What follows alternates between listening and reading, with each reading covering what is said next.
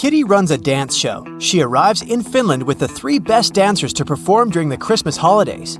On the first day of their trip, Kitty was found unconscious in the hotel room. Doctors claim that someone had poisoned her. The police interrogate all the dancers. Kira says, "My colleagues and I left the hotel early in the morning to explore the city, and Kitty stayed in the room for a conference call. I had a date with my online boyfriend, Mikkel."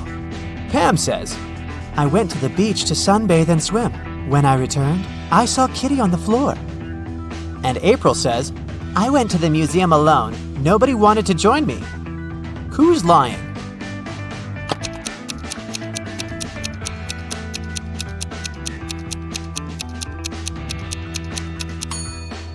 Pam. It's Christmas Eve, so it's too cold in Finland. She couldn't swim in the sea. Oh no! The police arrested Pam, and now Kira and April urgently need to find a new dancer for their show. They look through some profiles online and select these 3 ladies, Deborah, Sally, and Lily. But only one of them isn't fake. Can you guess who?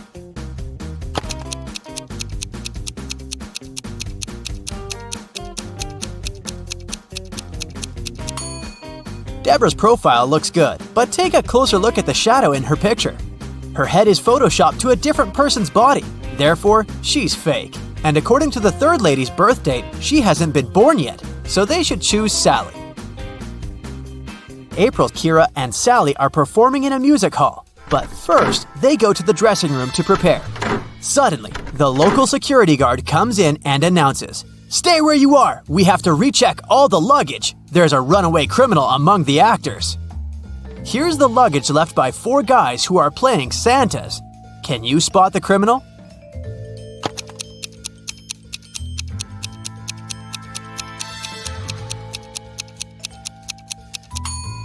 Santa never shaves, so the second luggage looks pretty suspicious because it has shaving cream. The remaining 3 Santas open their performance. They look absolutely identical in their costumes. After the show, they go backstage and take off their beards and hats to drink some coffee. This is Carl, Peter, and George.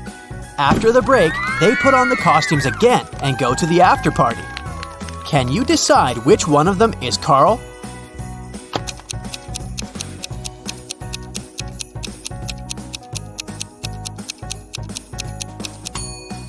Carl was mixing sugar in his coffee with his left hand. It means that he's left-handed. And this Santa signs an autograph with his left hand. Therefore, he's Carl. After work, Kira and April go to the local parade. Can you help them find a sheep among all these Santas?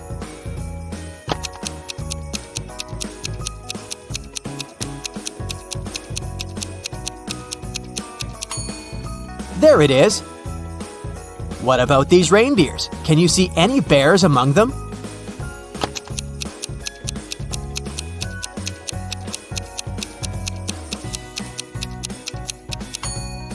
Hello?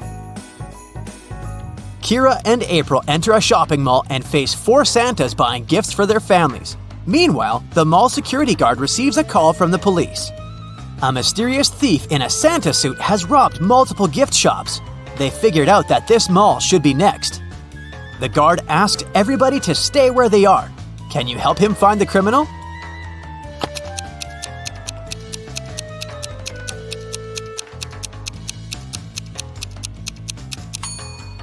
It's the 3rd Santa. He's hiding a couple of crowbars in his bag.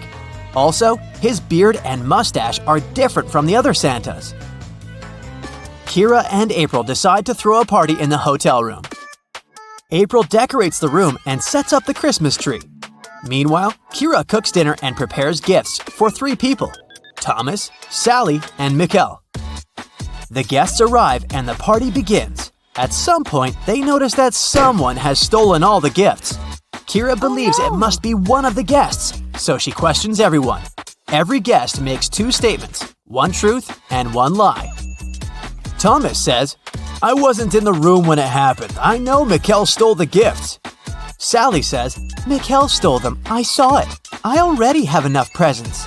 And finally, Mikkel says, "I didn't steal the gifts." Thomas tells the truth. He wasn't in the room. Who stole the Christmas gifts?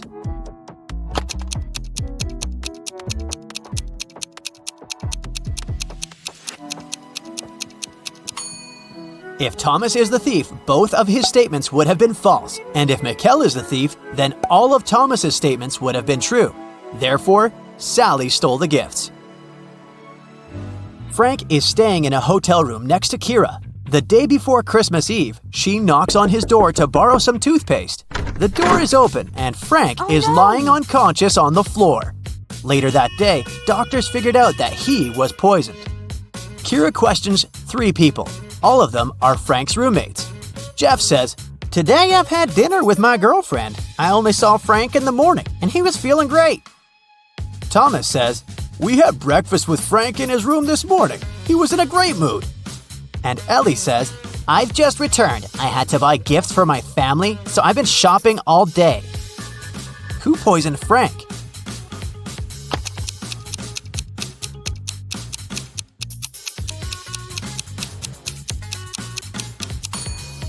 The screensaver is out of date. Frank left a hint with his enemy's name. It was Thomas. Kira, April, Mikkel, and Frank rent a cozy country house to celebrate Christmas. April bakes gingerbread men cookies and leaves them to cool down on the kitchen table. She hasn't applied the frosting yet. So, she asks the others to stay away from the cookies. April goes upstairs to change. In 10 minutes, she returns and sees that someone took a bit off every cookie. April gets furious. She asks the others, "What were you doing within the last 10 minutes?" Mikkel replies, "I was building a snowman outside. I have no idea what was going on in the house." Frank says, "I was decorating the Christmas tree with these balls." And Kira replies, "I was watching my favorite movie in the bedroom. It was so loud that I didn't hear anything."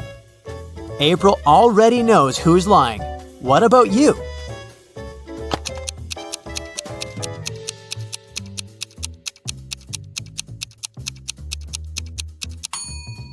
Frank is lying. There's no balls on the tree. Santa comes home earlier and finds his elf Bobby on the sofa. He's bewitched by an eternal sleep spell. Santa asks the other elf, Chuck, a question. "What happened here?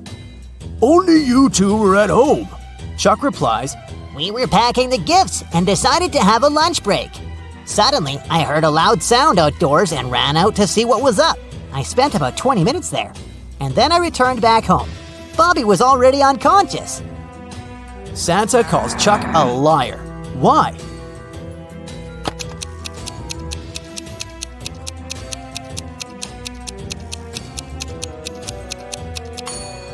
Chuck said he spent 20 minutes outdoors, but the coffee cups are still hot. He bewitched Bobby and staged the scene. Kira comes home to her family's house. She's looking forward to eating the walnut cookies she bought at the airport, but she has to eat them outside because her mother is allergic to all types of nuts. After a while, Kira looks inside her bag and sees that all the cookies are gone. Kira suspects her brothers, so she asks, "Who ate my cookies?" Dylan replies, "I was making apple pie with Mom." Paul says, "I was decorating the living room." Kevin says, "I was making a sandwich with peanut butter for Mom." And Ralph says, "I was just watching the TV and eating my popcorn." Now Kira knows who took her cookies. What about you?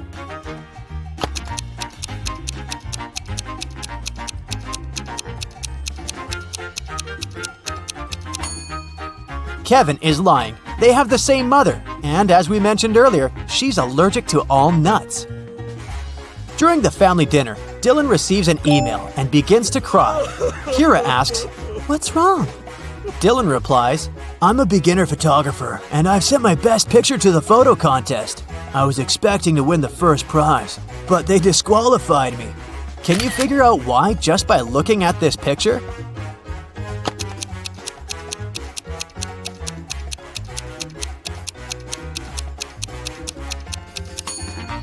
The stars are over the moon. It's impossible. Kira is looking for her mother all over the house, but someone used black magic to turn her into a statue. There's a note nearby. It only has a question mark written with green pencil. Kira decides to question the Green family next door. Zelda says, "I was painting in the attic as usual." Oliver says, "I was cooking soup for my family." Mark says, I was looking for my missing cat downtown. And Wanda says, I was playing video games in the basement and heard nothing. who cursed Kira's mom?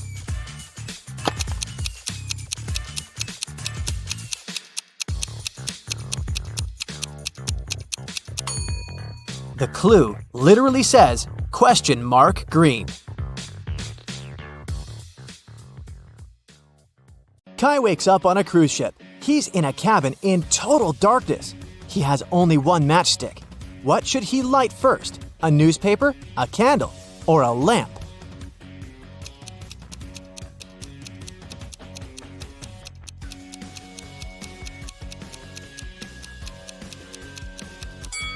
Kai should light the matchstick first. Kai leaves the cabin and walks down the hallway. To reach the deck, he needs to enter one of these 3 doors, but each passage has an obstacle. A huge venomous snake is crawling behind the first door. There's a kraken with creepy tentacles waiting behind the second door. And there's a hungry megalodon with sharp teeth behind the third door. What should Kai choose?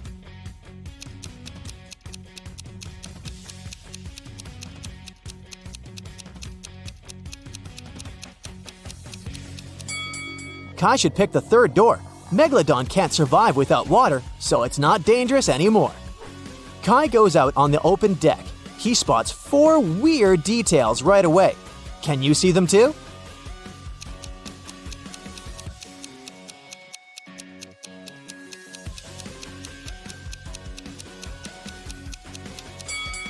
There's Saturn in the sky instead of the sun.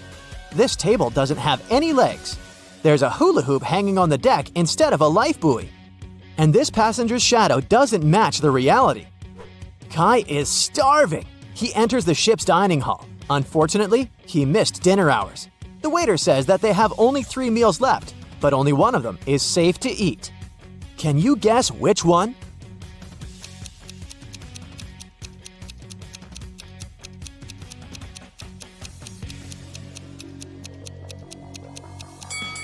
Let's take a look at this pizza. Can you see these metal nuts among the topping ingredients? It's definitely not safe. As for this pudding, there's a spider stuck in it, so Kai should probably choose the sandwich. Kai looks around and sees 3 security guards having lunch, but one of them is actually a thief. Can you spot this person?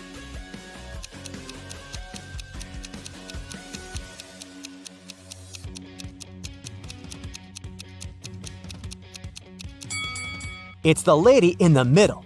Take a closer look at her hat. There's a fake logo on it. The star doesn't match the logo that the other 2 ladies are wearing. Also, she's wearing a fake uniform. Her clothes are underneath. Kai decides to follow the fake security guard. She enters the storage room and puts something inside a safe. Kai wants to find out what she's hiding there, so he waits until she leaves and tries to open the safe. But it's locked, so he needs to enter a 4-digit code. There's a clue in this room.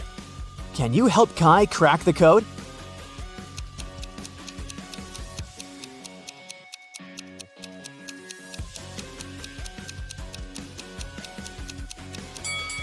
Let's take a look at these 4 suitcases. The number of stripes on them implies the digits in the code, so the password is 3514.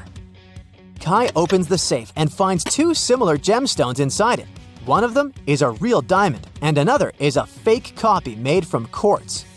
How can Kai quickly find out which diamond is real without using any special equipment?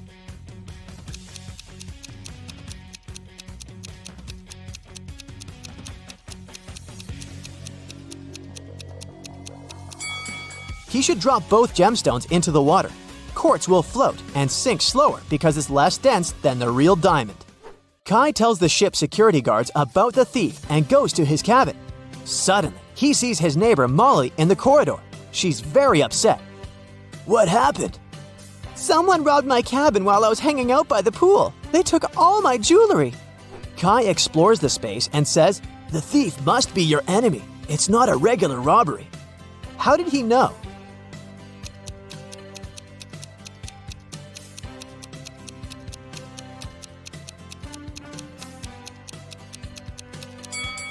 Take a closer look at the mess. The thief opened the lipsticks and smeared them on the floor on purpose.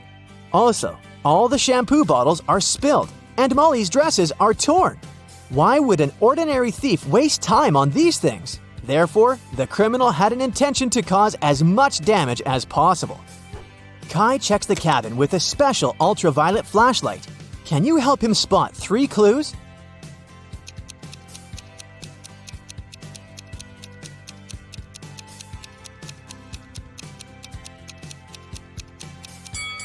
Here they are. Kai goes for a walk around the deck trying to find further clues. Can you spot a superhero around the passengers?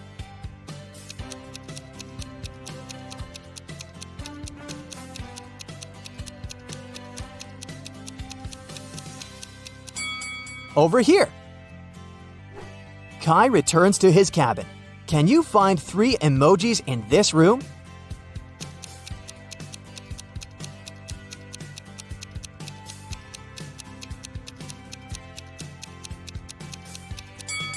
Ready to see the answer? Here they are. Kai can't find the key to his suitcase. Can you find it in this variety?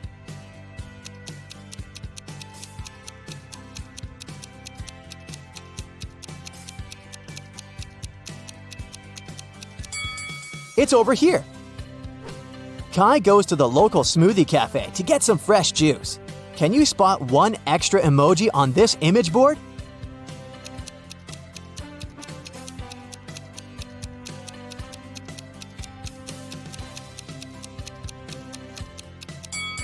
This cactus is the only inedible emoji here. Kai returns to his cabin and sees that someone drew a threat on his door. Kai looks around the hallway and finds 3 suspects. He questions them right away. What were you doing within the last 15 minutes? Sheila says, I was just taking selfies on the deck for my social media. And then I went to my cabin to put on another outfit. You can see it for yourself if you don't believe me. Lily says, I got sunburned in the morning, so I was just laying in my bed, eating and watching my favorite show.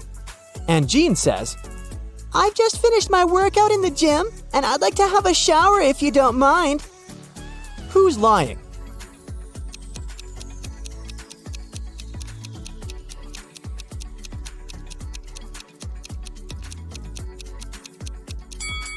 Sheila, take a look at the dress in her selfies. It's the same outfit that she's wearing now. Therefore, her story is fake. The ship's security guards interrogate Sheila and check her bags. Can you see anything suspicious in her luggage?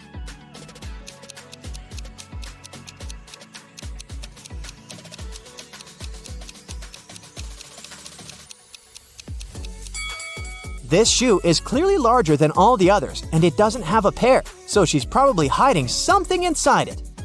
The next morning, Kai wakes up very early and goes to the pool. It's almost empty. There's only one beautiful lady chilling on a sun lounger. Kai approaches her to introduce himself, but suddenly he changes his mind. Why?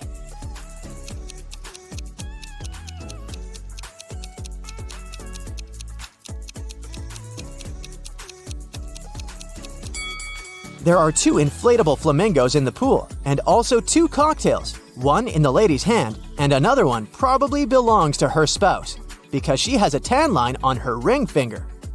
Kai decides to go to the dining area to have breakfast. Can you spot anything odd?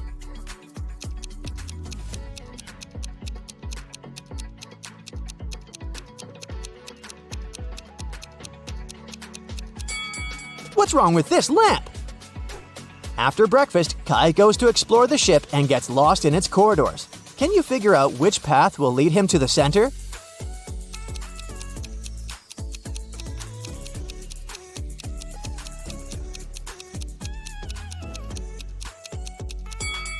Only path C will actually lead Kai to the center. Kai enters the exit door, but there's another trap. The door slams shut behind him. He needs to enter a 4-digit code to open the combination lock and escape. Luckily, he finds a note with a hint. Can you figure out the code?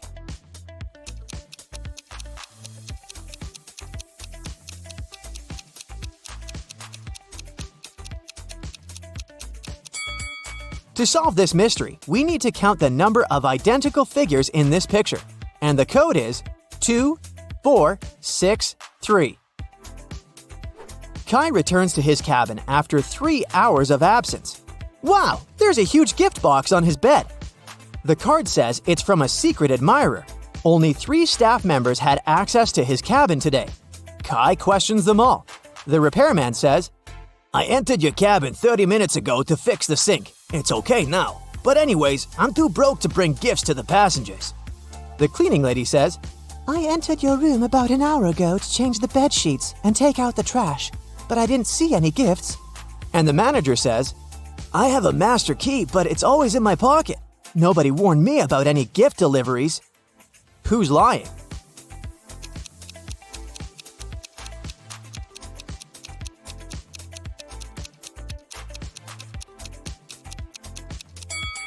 The cleaning lady said she had taken out the trash, but the trash bin in Kai's cabin is full. And there are many flies around it, which probably means that it's not very fresh. So her story must be fake. Now, he's trapped on a deserted island. He only has a mirror and a piece of wood.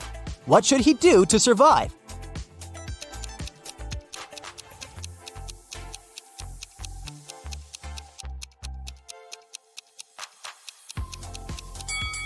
Kai can use the mirror to reflect sunlight onto the wood, creating a signal fire so that the rescuers could find him.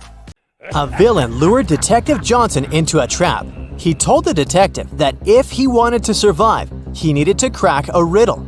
Then he put a jug of juice and an empty glass in front of him. There was nothing else on the table. Johnson needed to fill the glass to the brim, but after that, the jug had to contain the same amount of juice as it did at the beginning. Can you help the detective figure out how to do it?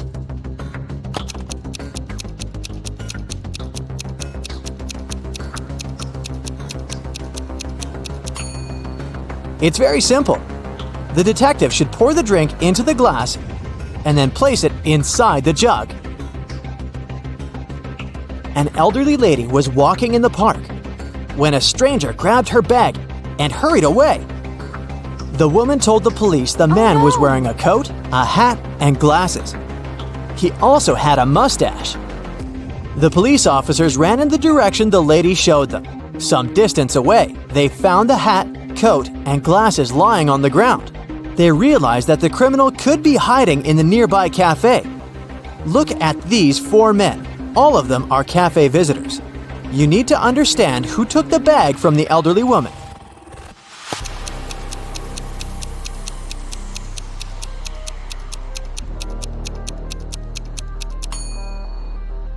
It can't be the man in a hat or the one wearing a coat. The criminal also got rid of his glasses, so it can't be the man in the corner.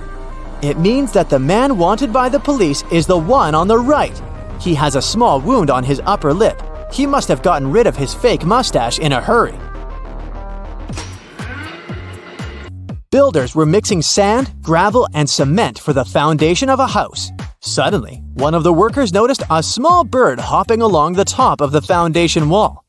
At one point, the bird misjudged the distance and fell down one of the holes between the blocks. No one could reach it since the bird was too far down. The hole was also too small for it to fly out of. Someone suggested using 2 sticks to try to pull the bird out, but this idea was rejected because it could easily injure the fragile bird. What would be the easiest way to get the bird out of the hole without hurting it?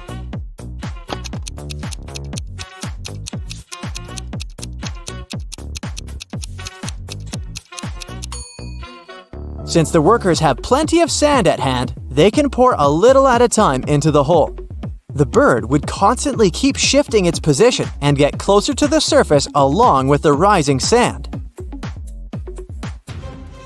Now this riddle will require some thinking and analytical skills. You might even need to get a pen and a slip of paper. Listen attentively. 2 criminals were caught stealing. Detective Brightbrain suspects that the criminals are in cahoots. But this is just speculation, and there's no proof. The detective offers each of the criminals a deal to rat on his comrade and get freedom for this. But the other criminal will be sentenced to 10 years in prison. If the criminal refuses to testify, he'll spend 6 months in prison for refusing to cooperate with the investigation. If both testify against each other, both will receive 2 years in prison. The criminals are isolated from each other and cannot communicate. It's in everyone's interest to reduce the time spent behind bars as much as possible.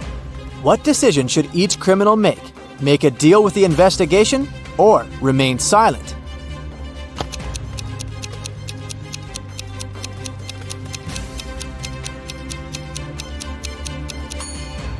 Since they can't communicate with each other, the criminals have 4 possibilities. A is silent and B is silent. Equals each gets 6 months in prison. A is silent and B testifies. B is released and A is sentenced to 10 years. A testifies and B is silent equals A is released and B is sentenced to 10 years. A testifies and B testifies equals both get imprisoned for 2 years. If the suspects are not allowed to communicate, then they do not know what the other will choose. In this situation, if A remains silent, then, depending on B's decision, he will be sentenced to 10 years or 6 months. If A testifies against B, A will receive 2 years in prison or will be released. So it will be more profitable for each of the suspects to testify against each other, so as not to be sentenced to 10 years. But if A and B had the opportunity to communicate, then of course, the best solution for each of them would be to refuse to make a deal with the investigation and get only 6 months in prison. On the first day of school, someone pierced the wheels of the principal's car. When a detective arrived, she immediately suspected that the culprit was not one of the students, but an adult, since all the children were in the classroom. So, she questioned 4 teachers, asking each of them what they had been doing at 8 a.m. Mr. Walter said that he'd been on his way to school, running late. Mrs. Thomas answered that she had been checking her students' exam papers. Mr. Benjamin said that he'd been reading a newspaper. And Mrs. Calvin explained that she had been in her office with her husband, who had come to visit her. The detective immediately realized who had punctured the tires on the principal's car. Who was it?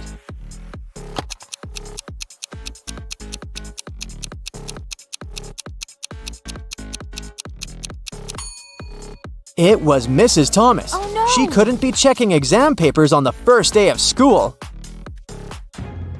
Mary Levis was a famous detective. Once, she was gathering all available information on a tricky case. A well-known banker disappeared from his office. The detective had 5 suspects: Alice, Jack, Stephen, Nicholas, and Maria. The thing is, on the banker's table, Mary found a diary with several entries. The latest entry said, "At 10 o'clock, I have a meeting with Maria. The next day, at 1 o'clock, I have to meet with Nicholas.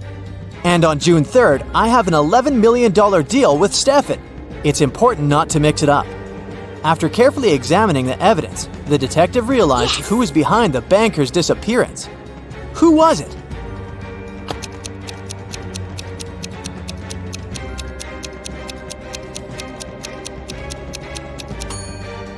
It was Jack.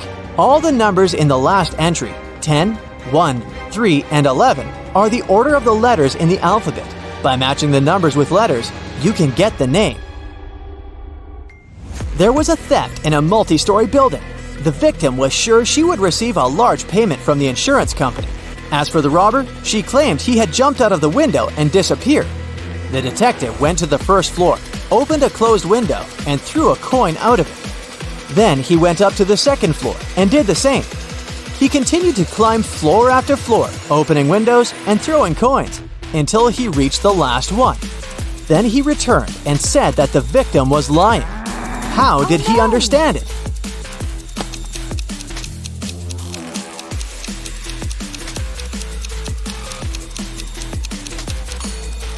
The detective had to open every window on every floor.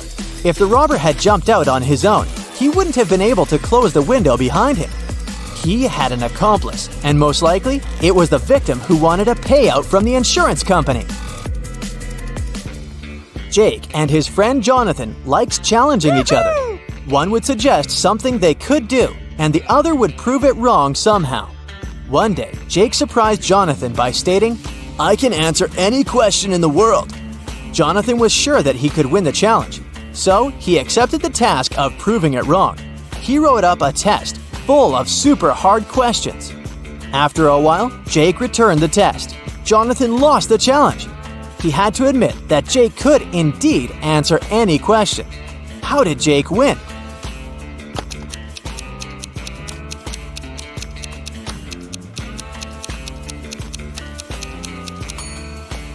He indeed answered all the questions by writing, "I don't know."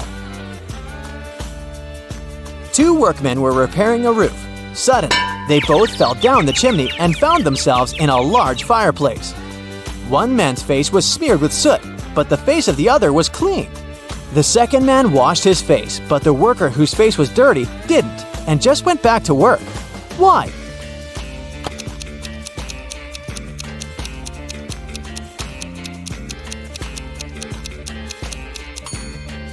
When the two men looked at each other, the one with the clean face thought his face was dirty as well. The other man, though, looked at his companion and thought that his face was clean.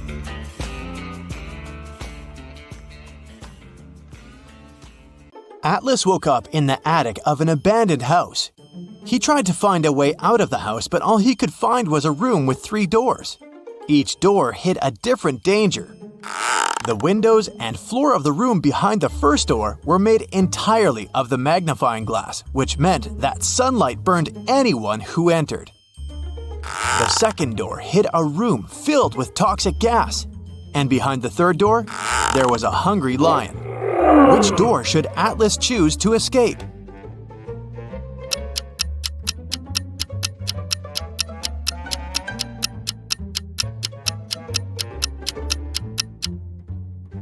He should wait for the night to fall and walk through the first door. Sarah accidentally pulled a lever in a science lab and set free a group of mutant zombies. There were 4 people inside, and they needed to escape before the zombies caught up with them. They had 17 minutes to cross the bridge. Sarah was the fastest one. She could cross it in 1 minute. Lab assistant Dawn could get to the other side in 2 minutes. But the janitor and the professor needed 5 and 10 minutes to cross the bridge. How can they get to the other side if the bridge can only hold 2 people at a time? And each group needs to carry the only lantern they have to illuminate the way.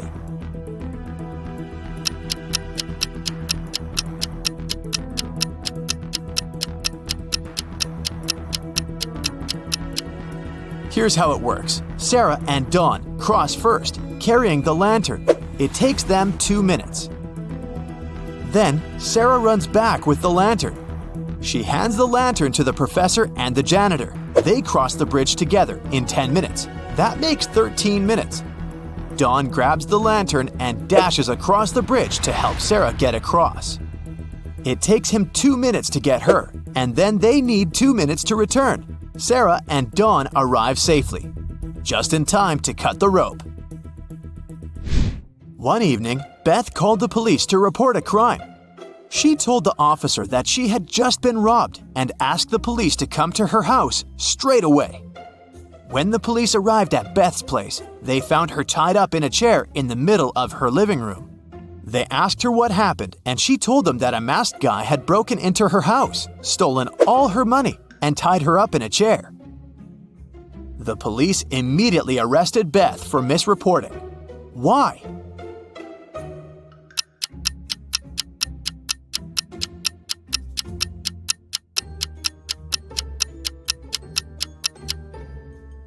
Because if she had been tied up, she wouldn't have been able to call the police. She most likely made the whole thing up. Sydney told her mom that her gymnastics team would go to a sports camp for the weekend. She asked her mom to help her pack a bag for her trip. Her mother packed everything she thought her daughter would need. When Sydney came back, she told her mother all about the trip. But at one point during the conversation, she asked why her mom hadn't packed a toothbrush. The mother immediately knew Sydney was lying about where she had really been on that weekend. How did she figure it out?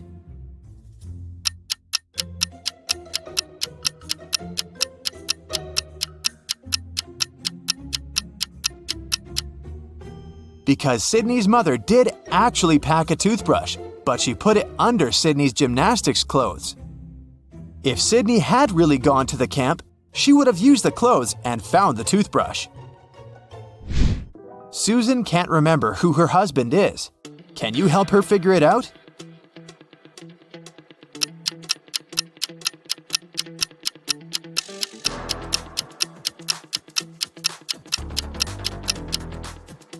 Well, it must be the guy on the left. Look, they're wearing matching rings. Kimberly discovered 3 bags in an old attic. There was also a note. It said that there was $1 million inside one of the bags. It also added that the other 2 bags were empty. Kimberly only had one chance to figure out which bag had the cash. And only one of the messages written on the bags was true. On the first bag, it was written, "The cash is not here."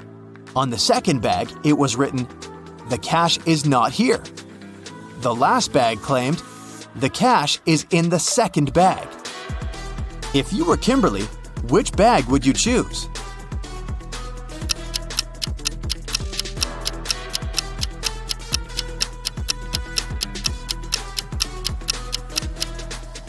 You should choose the first bag. If only one of the inscriptions is true, then the money can't be in the second or third bag. Ben asked his boss for some time off. He wanted to go on an expedition to Antarctica. His boss allowed him to go on one condition. Ben had to send him pictures every day, and that's what Ben did. He sent his boss many different pictures on his icy adventure. On Ben's first day back at work, his boss fired him, saying Ben had lied to him and he had never been to Antarctica. How did the boss know?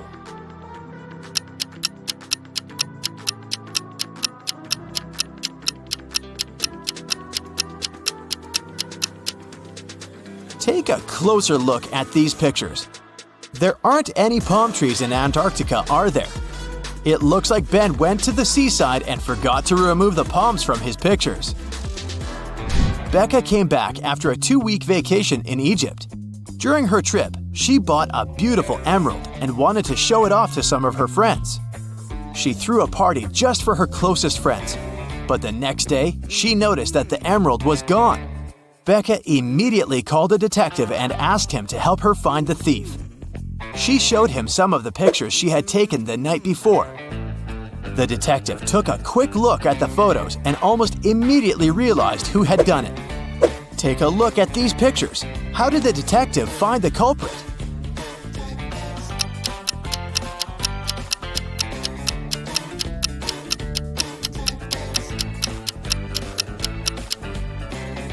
Look at the girl wearing a hat. At 1 a.m., her hat is flat. But at 2 a.m., her hat suddenly becomes pointy. Weirdly imitating the shape of the emerald, she must be the thief. On a rainy evening, Dylan is driving home. He passes by a bus stop. 3 people standing there ask him for a ride. Dylan has only one seat in his car to offer, but he really wants to help all these people. It's an elderly lady that seems to be freezing, a doctor who claims that he needs to get to the hospital for an urgent appointment. And there's also the woman Dylan has a crush on. What should Dylan do to help everyone?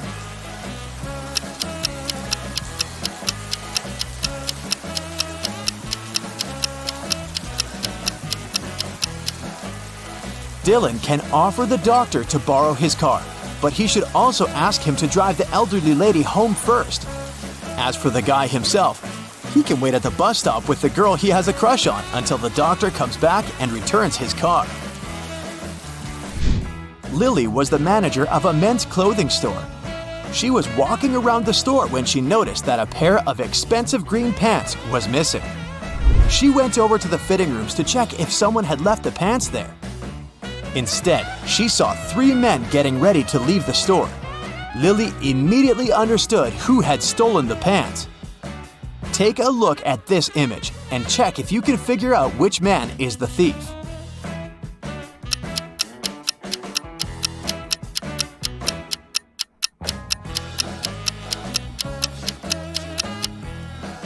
It's the man on the right. He's wearing black pants. but you can see something green peeking from under his pant legs. He must be wearing the stolen pants under his own. Josh was walking through a forest at night and came across an old castle. Pretty soon, he met 3 cloaked figures. When Josh asked them who they were, they answered that they were 2 werewolves and 1 vampire. The trio told Josh that he had made a bad decision when he entered the castle. They also said they wouldn't let him leave unless Josh outsmarted them. Josh had to guess which one of them was the vampire.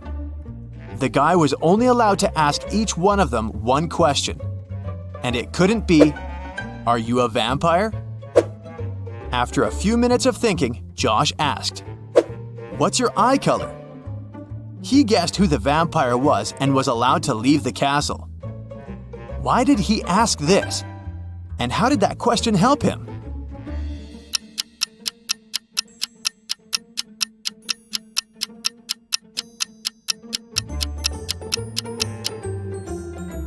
Vampires don't reflect in mirrors and don't appear in photos.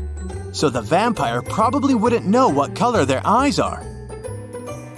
Okay, get ready for the ultimate attention test. Every smallest detail might turn out to be crucial. Let's find out how sharp your eyes really are. Look at these glasses. They're filled with water, and each of them has some object inside. Can you tell me which glass has the largest amount of water?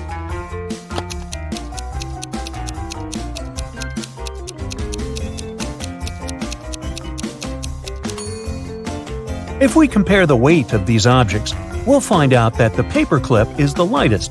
That's why the glass holding it has the largest amount of water. Among all these cute babies, try to find a sleeping one.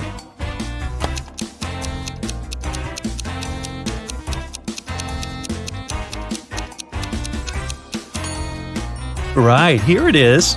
Wow, that was tricky. Bunnies, bunnies, bunnies. But I know for sure there must be an egg hiding among these cute creatures.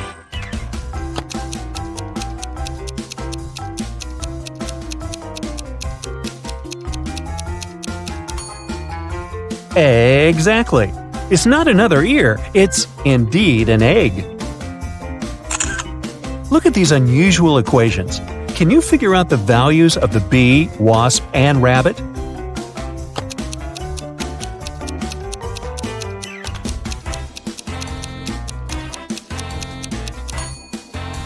The wasp is worth 10, the bee is 12, and the rabbit is worth 6. Now, to crack this riddle, you need to use all your attention skills. Mike was going to take his corgi to the vet, but the pooch has run away and hidden in the garden. Can you find it?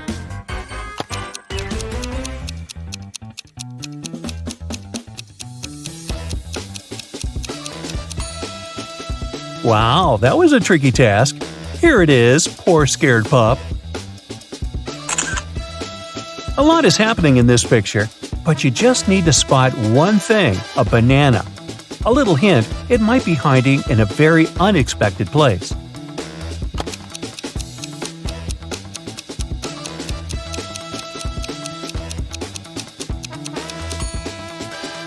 This girl is wearing it as a hairband. Did you manage to spot it? Peter needs to take his dog for a walk, but it's raining outside and the pooch doesn't seem eager to leave this cozy living room. Can you help the guy find his pup?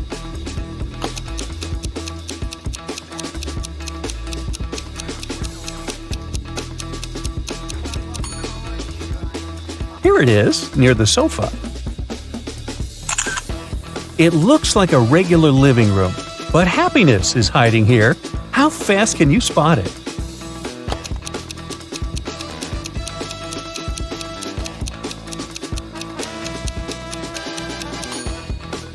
Here it is. Bingo!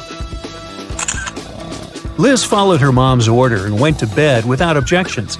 But her mom suspects that her daughter hasn't brushed her teeth. If you manage to find a toothbrush in the girl's bedroom, her mother's suspicions are correct.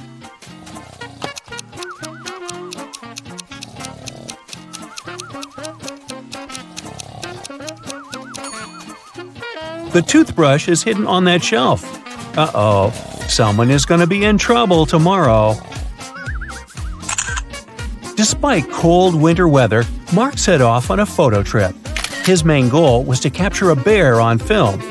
Unfortunately, Mark isn't very attentive. A bear is watching him, but he doesn't notice the animal. Let's see if you'll be able to help the guy and find a bear in this image.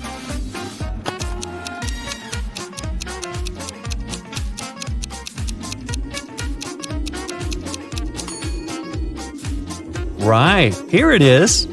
What a curious creature. Look at this image.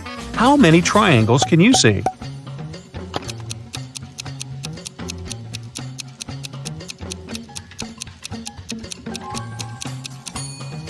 There are 44 triangles here. Have you got it right? What seems to be odd in this picture?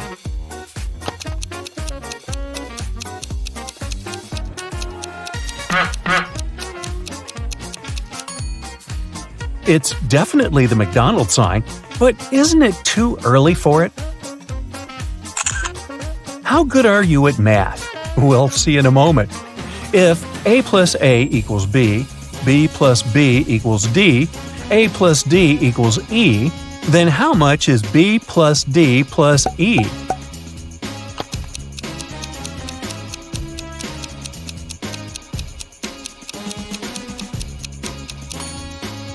It's the letter K, which equals 11.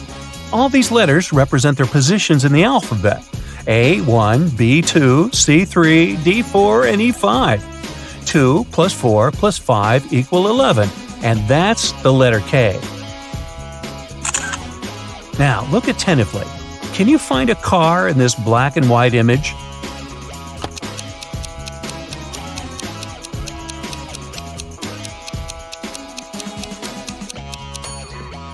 Here it is, hiding in the corner. Now, this one is probably the trickiest riddle out there. I've spent ages trying to figure out the answer. Can you find a ring in this image?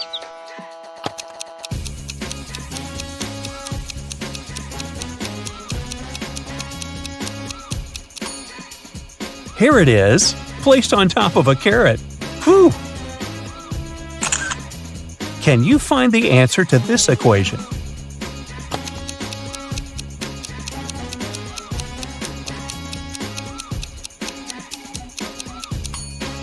The answer is 3. See for yourself. A cat equals 4, a mouse is 3, and cheese is worth 2. Then, 4 minus 3 plus 2 is 3. Take a look at these creatures. They all seem to be zombies. But in reality, just one of them is the real monster. Can you figure out which one?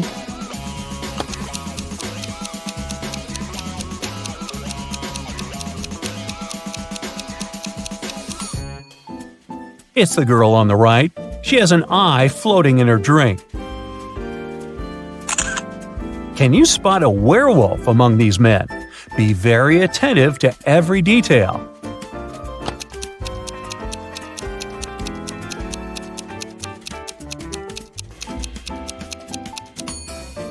I hope you've noticed that large, beautiful full moon shining through the window. Then you must have deduced that none of these men is a werewolf. Otherwise, he would have already transformed. Your friend has invited you for a walk in the park. She offered you 3 places to choose from. Which one should you pick?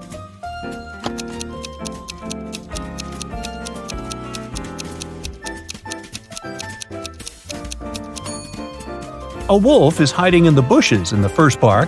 In park number 3, there is a snake in the grass. Only the second park is safe for a nice long walk. Can you find 5 hearts in this image?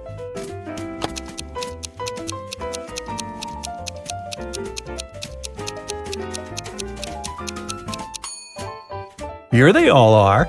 How many of them have you managed to spot? There are 4 mistakes in this image. Can you find them all?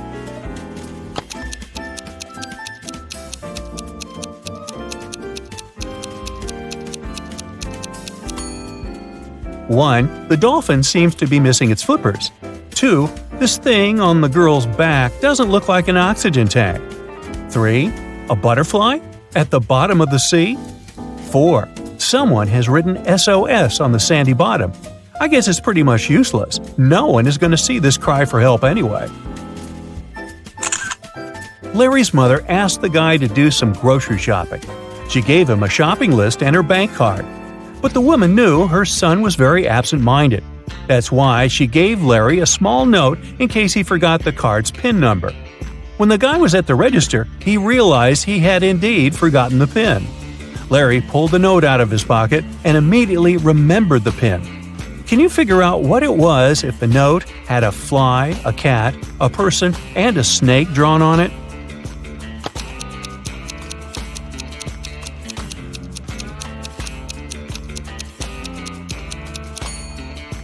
The PIN was 6420.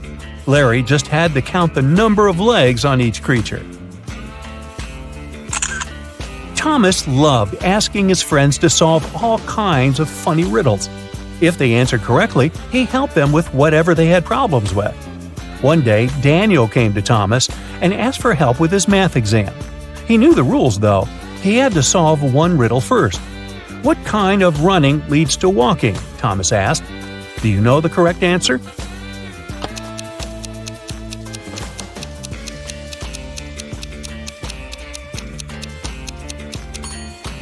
Daniel said, running out of gas, and he was right. But helping your friend with exam preparation is a difficult task. That's why Thomas asked Daniel to solve one more riddle. A woman drove from Seattle to Los Angeles. It took her 2 days to get to her destination. That's when she discovered one of her tires was punctured. Then how did she manage to get to Los Angeles?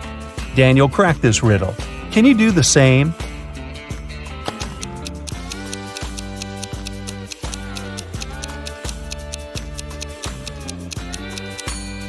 The punctured tire was the spare one. Ooh, that was lucky. Detective Oliver Smith was leaving for work in the morning when he saw a man running out of his neighbor's house. He stopped the guy who said his name was Paul. He came to visit his colleague about 30 minutes ago and saw him fighting with a man. The door was locked and Paul couldn't get inside to help. While he was trying to find the way to enter the house, the criminal left. Paul entered and saw his colleague lying on the kitchen floor, unconscious. Oliver and Paul came into the house. Nothing seemed to be out of the ordinary, but after looking around the kitchen, the detective arrested the man. Why?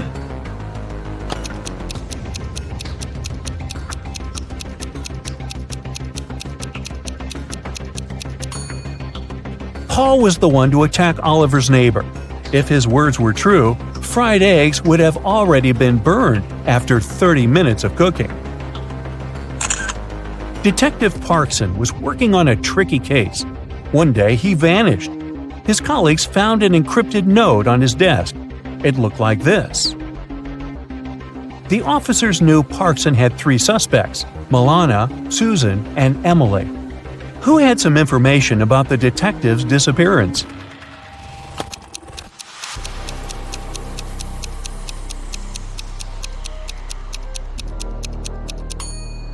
After some time, one of the police officers cracked the code.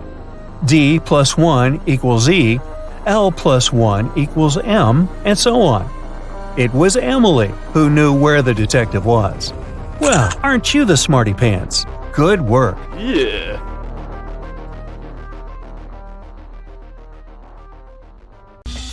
It's time to test your emoji finding abilities. Are you a ninja or a beginner? We'll start easy and make it more difficult as we proceed. Good luck! Here's the deal. There's one emoji that appears twice in this image. Can you spot it?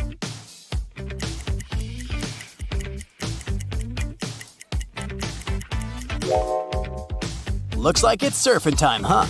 I almost couldn't spot this surfing lady. Okay, this test is supposed to check your ability to spot similar colors. What's the repeated emoji in this image?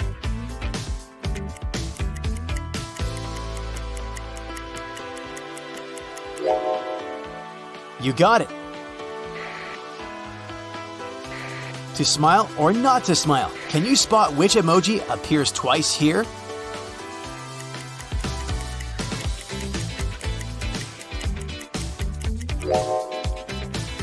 It's this grinning face with big eyes. You got it.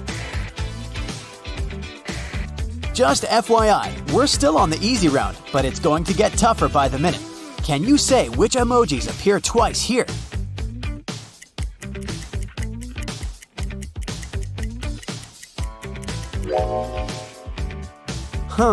You got it, right?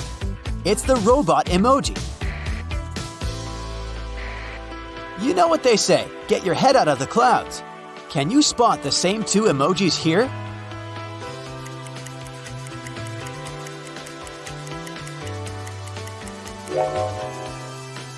Here they are. Which of the cat emojis are the same here?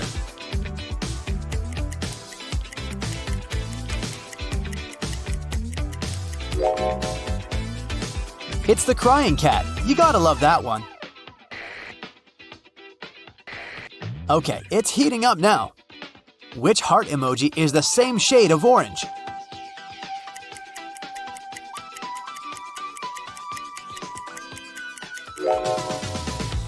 Phew, that was close, but I knew you'd guess it right. Welcome to level 2. If you've gotten this far, this means you have an eye for detail. But can you spot which two cyclists are the same?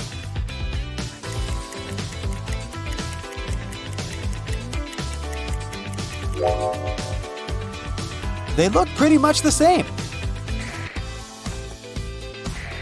Is it 50 Shades of Grey in here? Time to find two hearts that are the same color.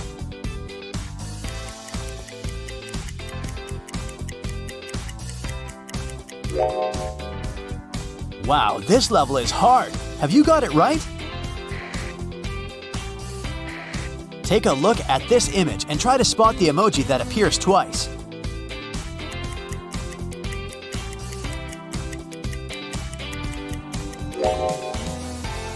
Wow, I almost didn't see that second speech balloon. Can you spot the repeated hand gesture here?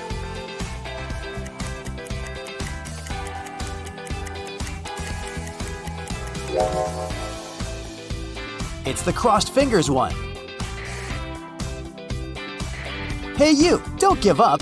This is just starting to get good. Take a look at this scene. Which emoji appears twice?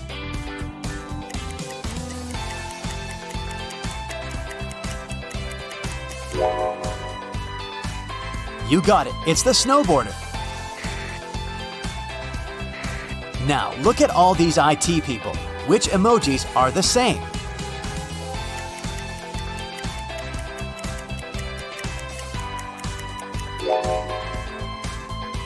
It's the man behind the gray laptop. Time to change levels. This is about to get really hard now. Pay close attention. Can you spot the odd emoji?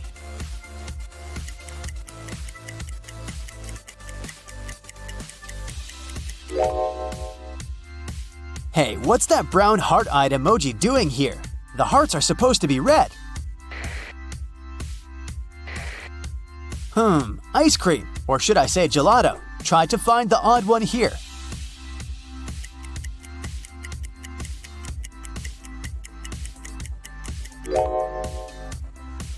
The little spoon is facing right, not left. Find the odd one here, will ya?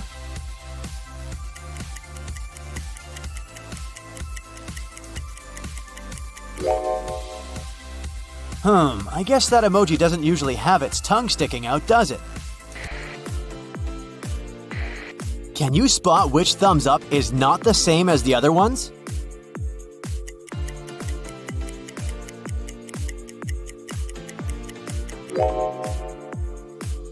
Well, they're all facing right, but there's a little one facing left. Okay, this one is really tricky. I dare you to find the odd one here.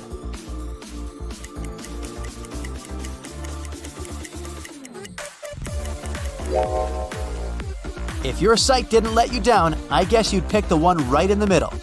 Its petals are facing the left instead of the right. One of these footballs isn't quite right. Can you figure out which one?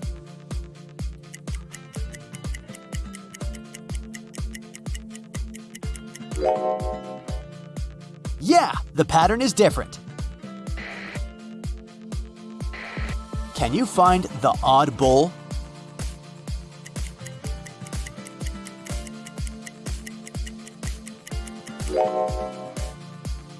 They do kinda look the same, but the shading on that one is just a tad different. Are you acing this quiz? We're switching levels, so buckle up.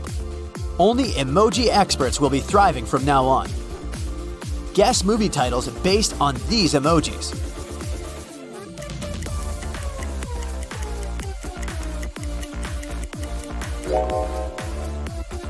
Look out, it's Jaws. What about this one?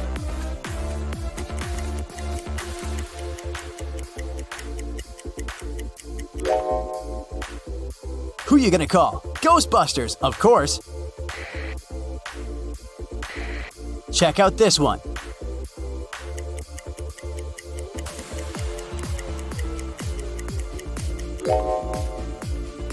Of course, it's Thor. What about this one?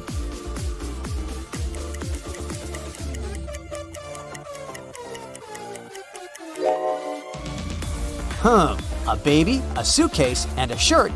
It's the Boss Baby. Duh. It's getting tougher. What movie is this?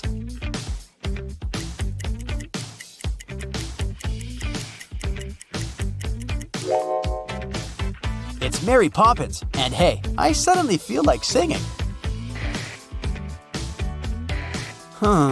This one isn't obvious.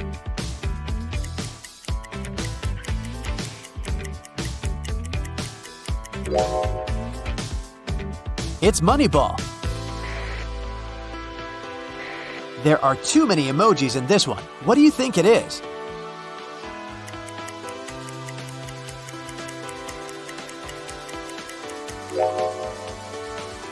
It's Fantastic Beasts and Where to Find Them. How about this one?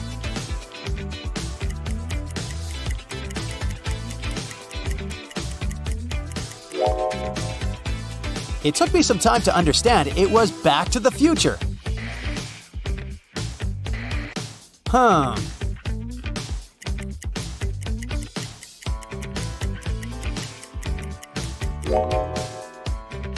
Surely you recognized Twilight. These are getting more complicated by the minute.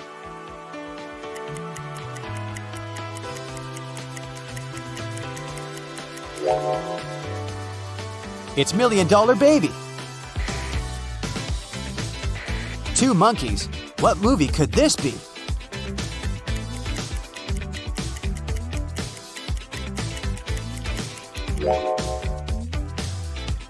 Planet of the Apes, of course. How about this one?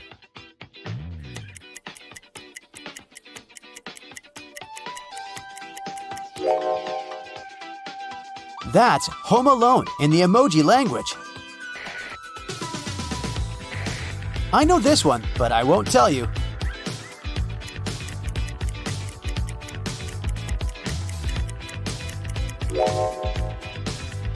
It's Finding Nemo. You have to think literally to crack this one.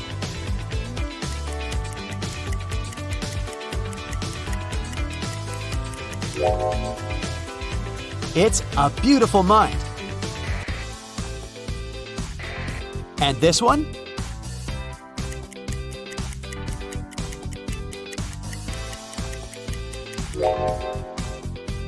I know, the flag instantly gave it away. It's the Pirates of the Caribbean. Dumplings. What movie could this be?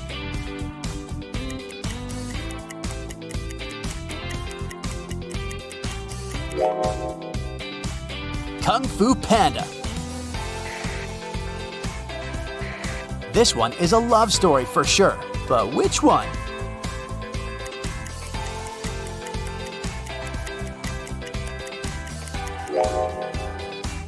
The Notebook. If you haven't seen it yet, you don't know what you're missing. Don't overcomplicate it.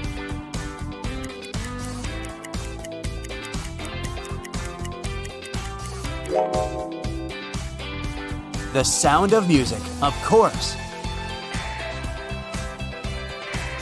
This one's a bit tricky.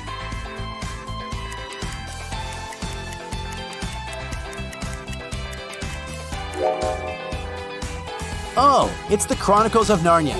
The lion emoji should have given it away. A tough one here.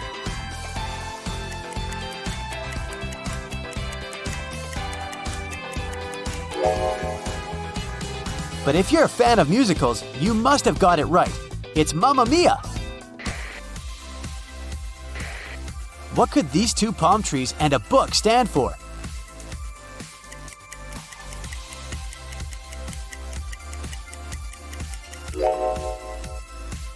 Ah, it's the Jungle Book.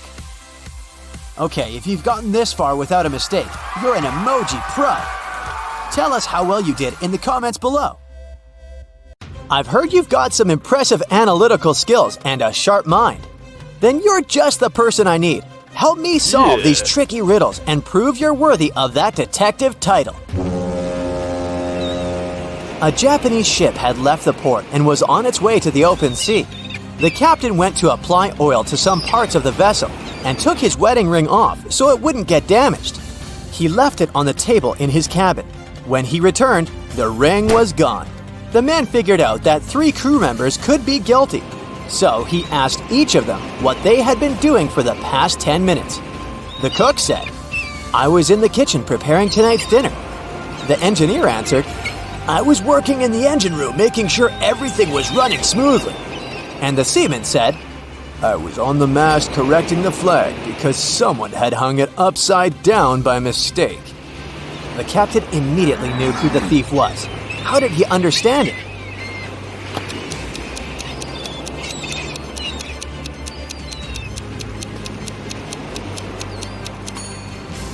It was clearly the seaman. It was a Japanese ship, and the Japanese flag is white with a single red dot in the middle. It can't be hung upside down. Cheryl was reading a book, but she was careless and accidentally tore out pages 7, 8, 100, 101, 133, and 334. How many pages will she have to fix?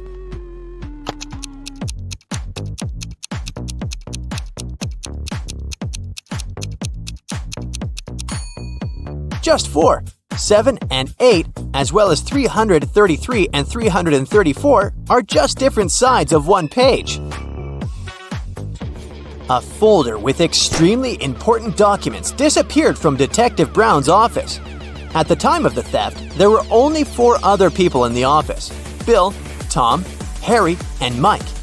Brown interrogated them, and they gave the following statements. Bill said, "Tom did it." Tom denied this claim. Bill did it. Harry said, "Tom's telling the truth." And Mike confirmed, "Harry's not lying." After analyzing these statements, Detective Brown found out that only one person was telling the truth, and the rest were lying.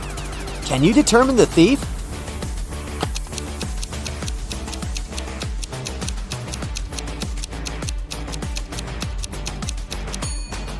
Tom is the thief, and Bill tells the truth. If Bill was the thief, both Tom and Harry would be telling the truth. If Harry was the criminal, none of the statements would be true.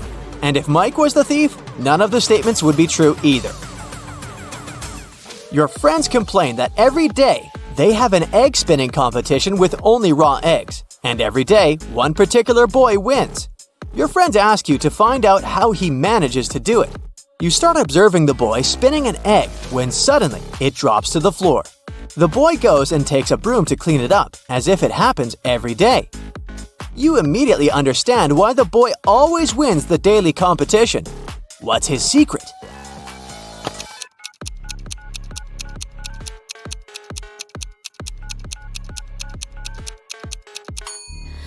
The boy took a broom, so the egg he had been spinning must have been hard-boiled. If the egg had been raw, he would have taken a mop.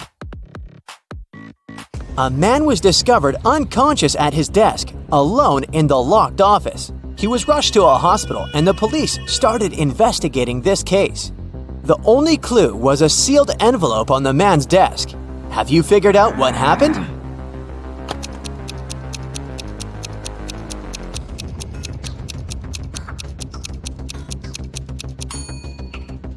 The envelope glue contained poison, and when the man licked the envelope to seal it, he got poisoned. A renowned chemist disappeared right from his lab. There was no evidence except a piece of paper lying on his desk. The names of 5 elements were scrawled across it hastily: nickel, carbon, oxygen, lanthanum, and sulfur. The guards reported that 3 people had visited the chemist that day: his sister Laura, his colleague Nicholas, and his wife Tessa. The criminal was arrested immediately. Who was it?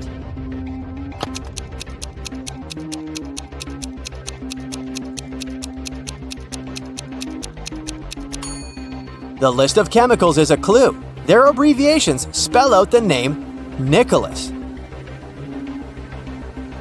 Look at these ladies attentively. Can you figure out who's not pregnant?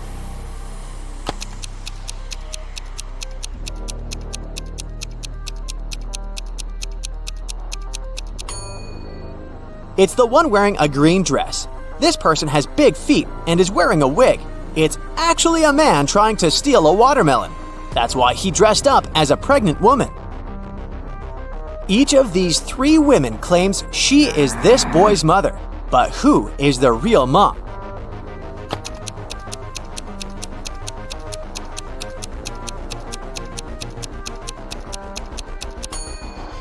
The real mother is wearing clothes in the same colors as her son's outfit. What a cute family look! Plus, the boy is facing her.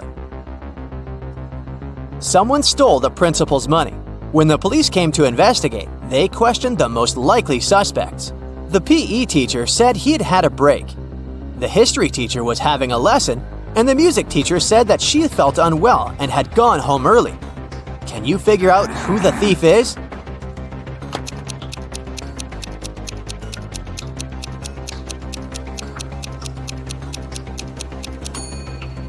The music teacher is the thief. Look, she has gloves in her bag, although it's summer. Suspicious. Look at these 3 men and a girl. The first man says, "I got so scared, I called the school, but they didn't know where my daughter was." The second man says, "We were walking the dog in the park. I turned my back just for a minute, and she was gone." And the third man says, "I have no idea why she ran away. Here, I bought you a new phone." Which man is the real father?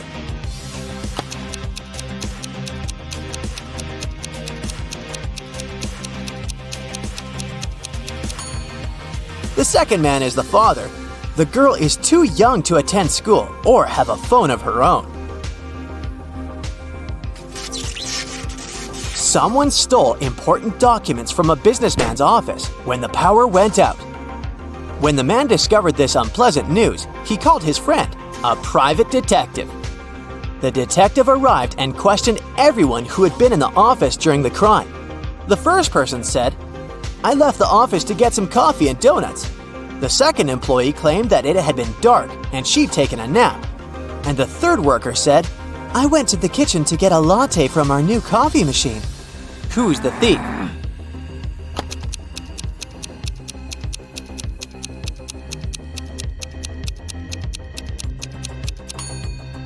The third person's a liar. He wouldn't have been able to use a coffee machine without electricity. The man had lost his memory, and while each of these 3 women claim she's his wife, he can't figure out who's telling the truth. Can you help him?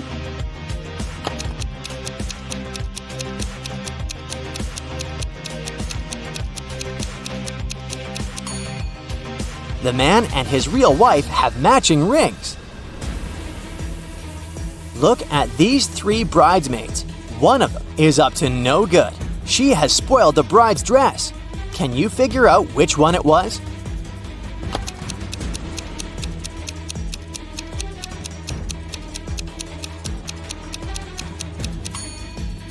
The bridesmaid who had ripped the dress must be left-handed because all the rips were made with a left hand. Pay attention to their placement and direction. And this is the only left-handed maid. She's writing down some notes using her left hand. At 9 a.m., Ethan got a call from his friend, an owner of a large business. The man said that a very important document had disappeared from his office. It had been on his desk the evening before, but now it was nowhere to be found. Ethan immediately came there to question his friend's employees. Soon he had 3 suspects. Walter said he had spent the previous evening at the movies. Joan had dinner with her friends, and Zachary visited an art gallery. It didn't take Ethan long to understand who is lying. Have you figured it out too?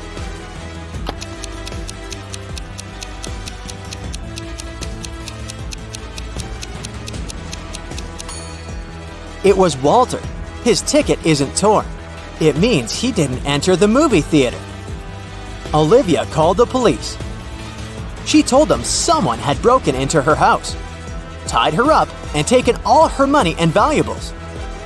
When the officers arrived, the entrance door was open. And Olivia was indeed tied to a chair, and still the detectives didn't believe her story. Why?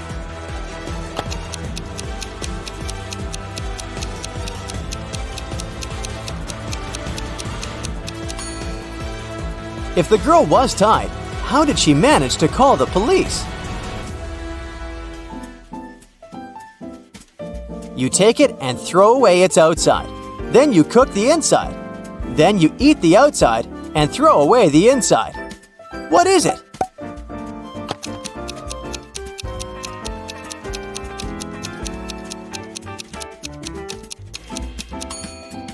You've just eaten a corn cob.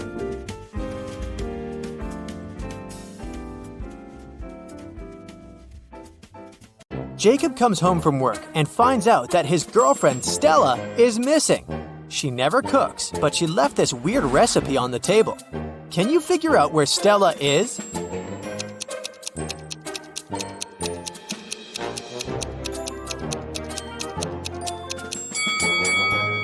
These fractions imply the number of letters that we should take from each word on the list. L from the lettuce, O, N from the onion, D, O from the donut, and so on.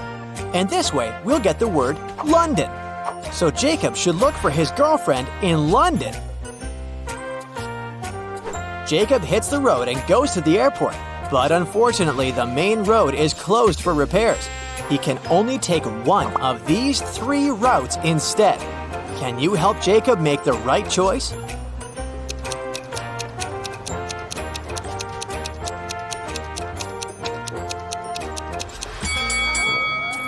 Only the 3rd route leads to the final destination. Jacob checks in for a flight, and he still has to check out the local boutiques. There's an imposter among these mannequins. Can you spot him?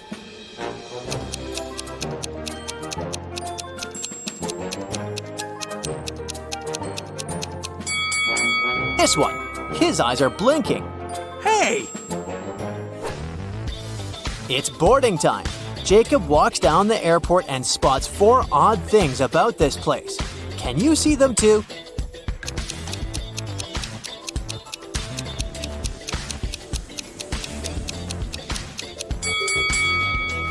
One of the planes is parked vertically. This trash bin is moving on its own. The gate numbering has mirrored digits, and the vending machine is selling raw vegetables.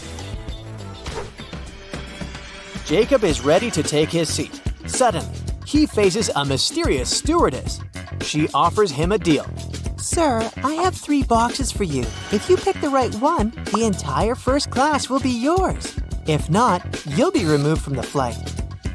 Can you figure out which box Jacob should choose?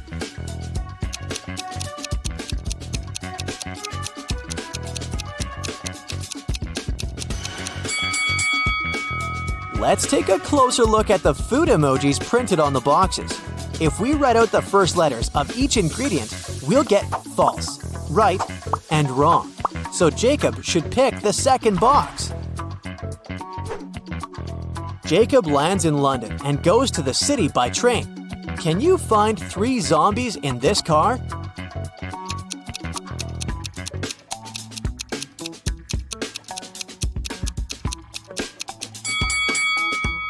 Hello?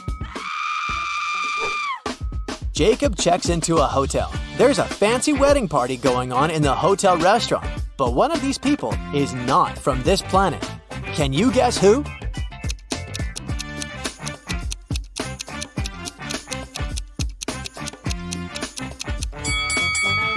It's the bride. She has 3 hands. Jacob receives an invitation from his girlfriend's kidnapper. Come over and you'll see Stella. Jacob arrives at the meeting point and sees 4 doors. A creepy voice announces, "Your girlfriend is behind one of these doors. If you pick the right door, you're free to go. But if you make the wrong choice, you'll be trapped forever." Which door should Jacob choose?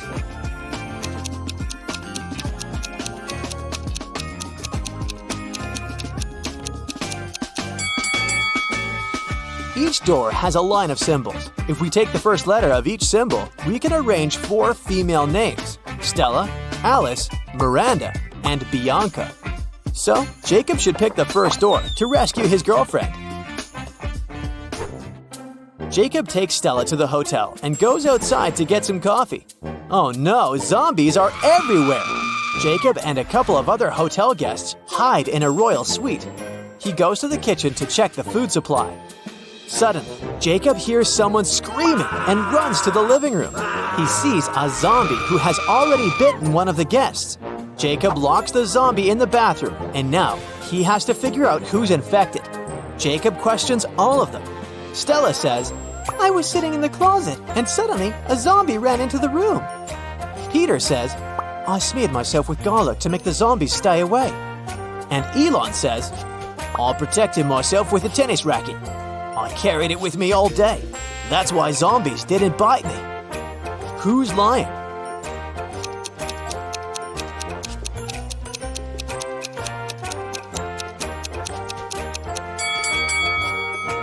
Peter, garlic protects from vampires, not zombies. Hey! Jacob and Stella return home safely. After a while, they decide to open a spa hotel outside the city. In the very first days, someone robs them and steals the most expensive beauty products. Jacob looks through the camera footage. He sees a masked person putting things from the storage into a bag and taking them away. Jacob knows for sure that the thief is among his employees, so he questions them. A massage therapist says, Yesterday, I went home early because my husband got sick. I returned in the morning to work. The manager says, I didn't sleep all night because one demanding visitor constantly complained. I was solving his problems. And the nail artist says, I had to wake up last night to do an emergency manicure for my client. She's having an important event early this morning. Can you spot the thief?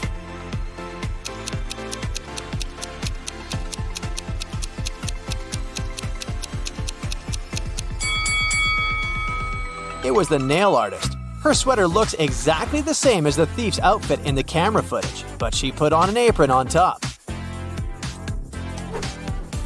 The next day, a weird thunderstorm happened in the area of the spa center. Some people received superpowers after looking at the lightning. Jacob decides to find all the superheroes to protect the other people from possible threats. Can you help him spot a superhero in this storage room?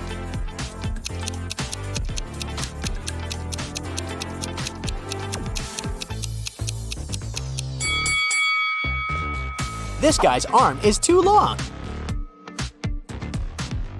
Can you see any superheroes in the lounge area?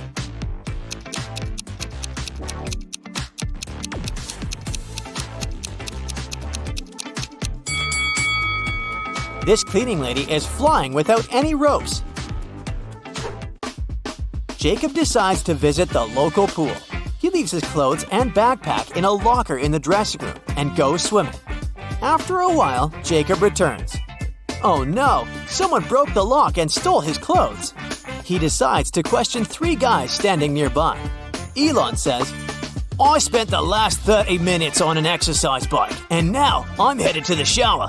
I didn't notice anything suspicious. Andrew says, I entered the dressing room a second ago. Your locker was already open. And Olaf says, I was washing my hair in the shower after the sauna, and I didn't hear anything at all. Who's lying?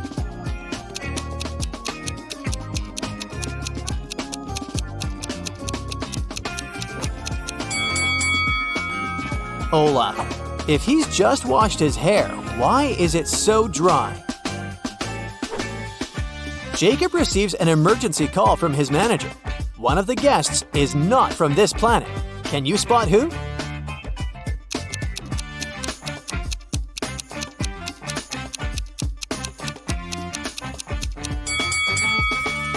This lady over here.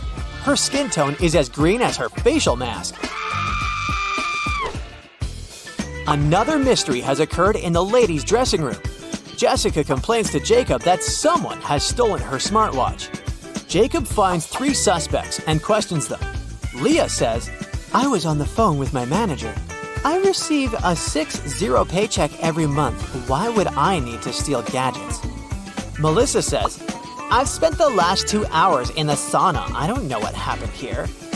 And Shannon says, I took a shower and then focused on my makeup. Sorry I didn't pay attention to the other guests. Who's lying?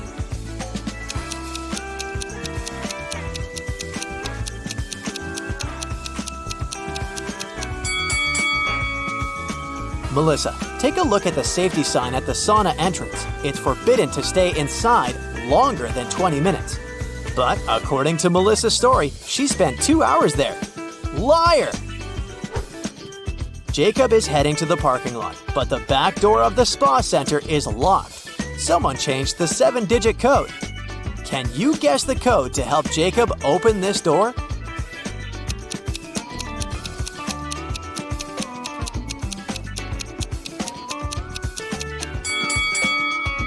There's a hint on the door. Each color corresponds with a particular number.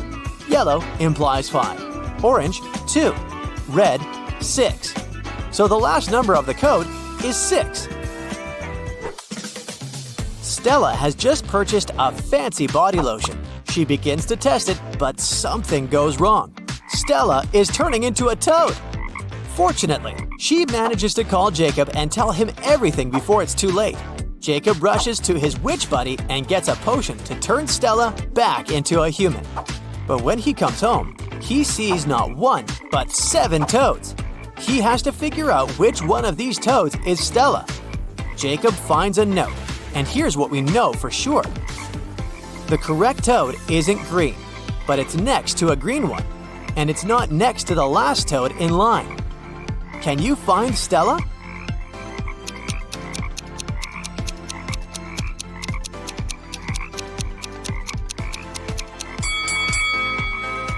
First of all, we can exclude all the green toads, and now we have 4 options left. The 7th toad is not next to the green one, so let's get rid of it too. Options 2 and 6 can also be excluded because they're both next to the last toads in line. So, Stella is the 4th toad. Hey there! Are you ready for another brain workout today? Because I have 30 new riddles for you. I'll show you a pair of people for each one, and you'll have to decide which person doesn't behave wisely. You'll have 7 seconds per riddle to make your decision. Every right answer will award you 1 point. Ready? Grab a pencil and a piece of paper, and let's get started. Charlotte and Elizabeth are doing some homework. Charlotte is going to iron some clothes, and Elizabeth is about to cook. Who's not being smart?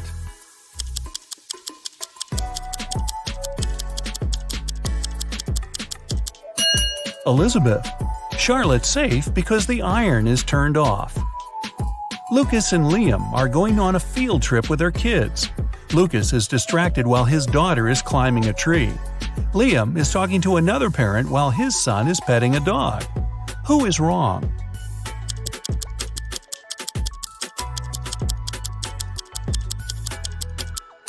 Lucas. The branch his daughter is climbing is cracking, and she is about to fall. Ava and Olivia are finally leaving home for their first night out after maternity leave. Ava decides to walk, and Olivia is waiting for a taxi. Who is not ready?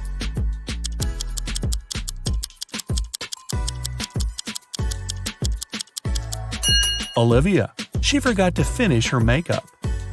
Michael and Logan are bloggers who take selfies in dangerous places. This time, Michael is taking a selfie while surfing on a huge wave, and Logan is taking one standing on the edge of a bridge. Who is not smart?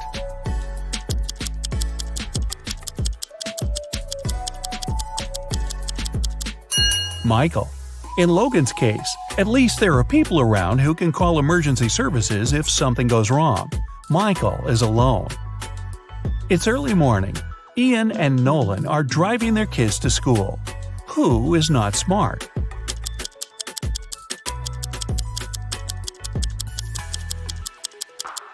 Nolan. His child is not in the car. Jackson and Emma are volunteering at an animal shelter. Jackson is feeding the cats, and Emma is washing the dogs. Who is wrong?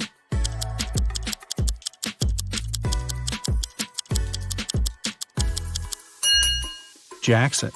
He gave the cats dog food by mistake. Scarlett and Ellie are going to bed. Scarlett kept her door open so her cat could enter during the night, while Ellie prefers to close her door. Who is not smart?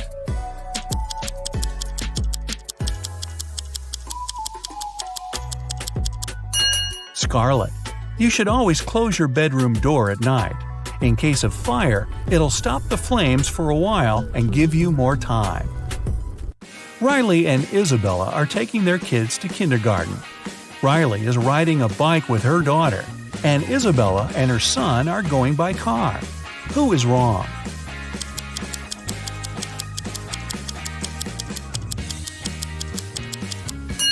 Isabella.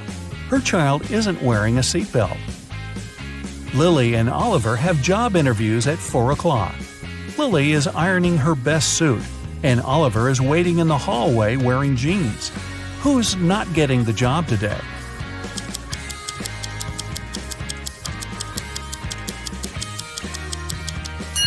Lily. She must have forgotten the time. The interview is in 5 minutes, and she's still at home. Sophia and Aiden are working in the garden. Sophia is watering the flowers while her cat is walking around. Aiden is mowing the lawn while his child is playing nearby. Who's not smart?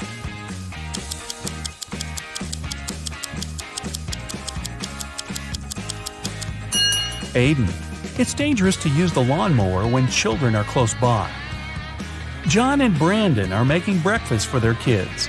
John is making sandwiches, and Brandon is making eggs with bacon. Who is wrong?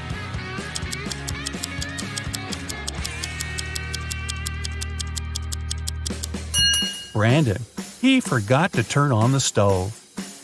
Thomas and Abigail are going on a date. Thomas arrived a half an hour early and decided to buy some flowers. Abigail just returned from London and is driving to meet him. Who is wrong?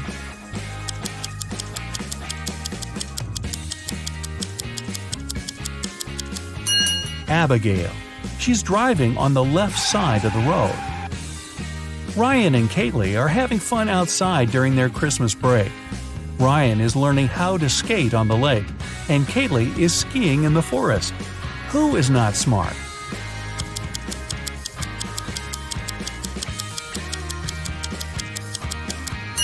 Ryan. The ice on the lake is cracking, and there's no one around to help him. Asher and Haley are enjoying their vacations.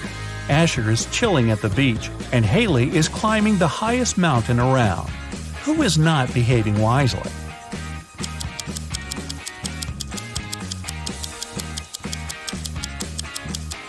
Asher. Although Haley's activity is quite risky, she seems to be okay. But Asher fell asleep at the beach and is going to get a sunburn. Chloe and Avery are having some quality time on Friday. Chloe is reading a book, and Avery is watching a documentary. Who is missing something?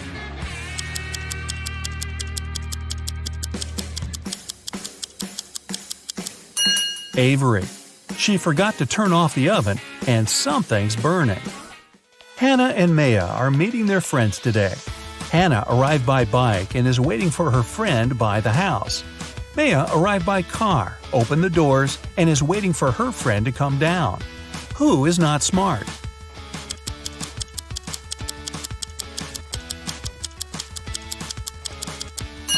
Maya.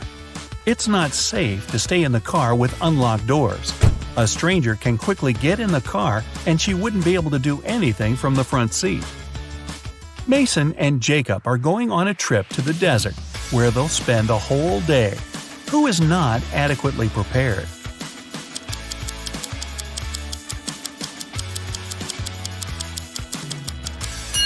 Mason. The sun is powerful and he's not wearing a hat. Emily and Madison are spending their time outdoors, but it's not their lucky day. Emily stumbled and fell in some mud. Madison was swinging but fell. Now they both are getting up. Who made a mistake?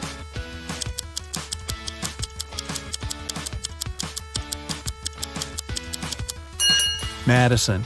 The swing is still moving, and it may hit her head if she gets up.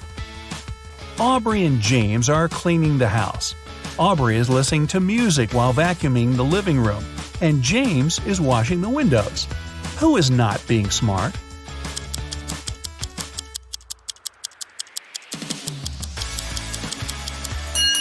Aubrey.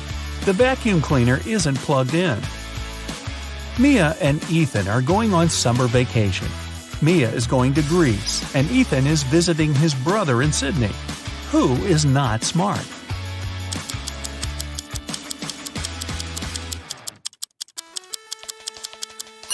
Ethan.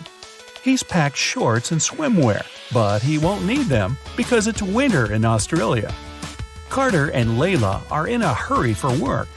Carter is walking while talking on his phone, and Layla is running while texting. Who's going to be late?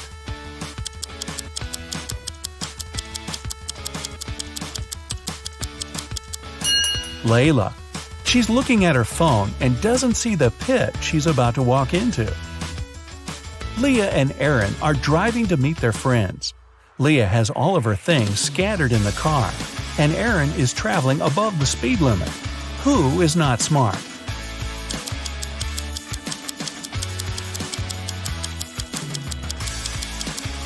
Leah. It's not safe to keep unprotected things inside the car. In case she stops suddenly, something can hit her very hard. William and Daniel are driving and are late for work. Who is wrong?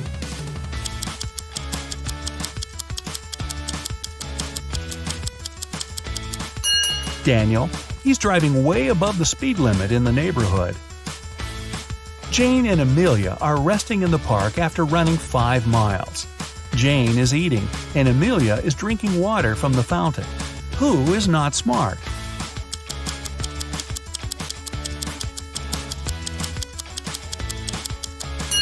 Amelia. The warning sign says that the water isn't drinkable. Max and Ezra were driving around the desert and got stuck in the middle of nowhere. They burned a spare tire to produce some smoke. Max stayed close to the tire, and Ezra walked away in search of something helpful. Who is not smart?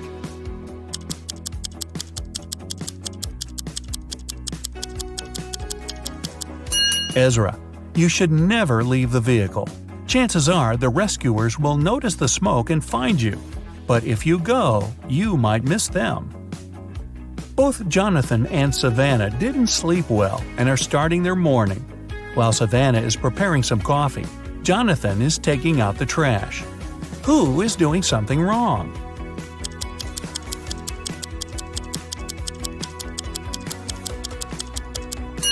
Jonathan.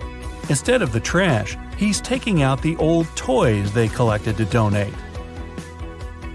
Stella and Aurora didn't study for the test. One of them decided to try her best, and the other is planning to cheat. Can you spot who's cheating?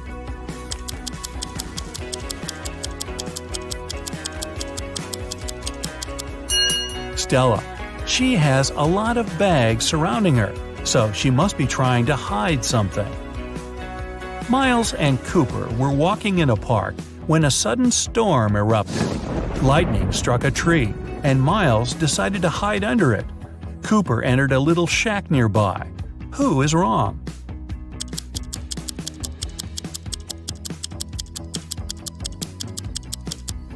Miles. The belief that lightning never strikes in the same place twice is just a common misconception. An indoor shelter is one of the best places to hide. Leo and Melanie are preparing a barbecue party. Leo is cooking and Melanie is decorating the yard. Who is not smart?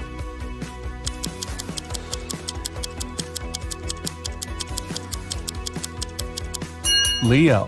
While he's cooking, the meat is spoiling in the direct sun. Congrats! That's it for today. Now, sum up your points. If you got 10 points or less, you scored below average.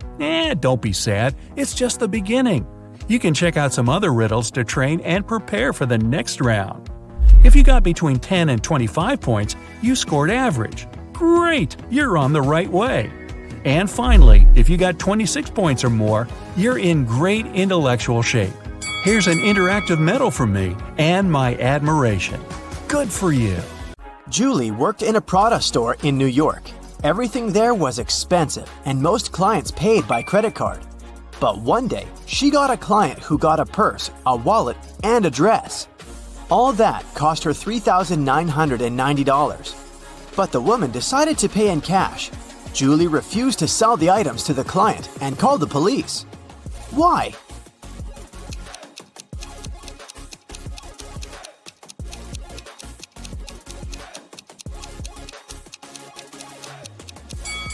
Tried to use to pay. They are two $2,000 bills, which don't exist. The police of Atlanta were notified that a prisoner had escaped from Chicago and taken the plane to Atlanta. Of course, an officer was sent to the airport to find the prisoner and capture them. The police officer spotted 3 people who looked similar to the criminal. Take a look at the passengers. Which one should be arrested?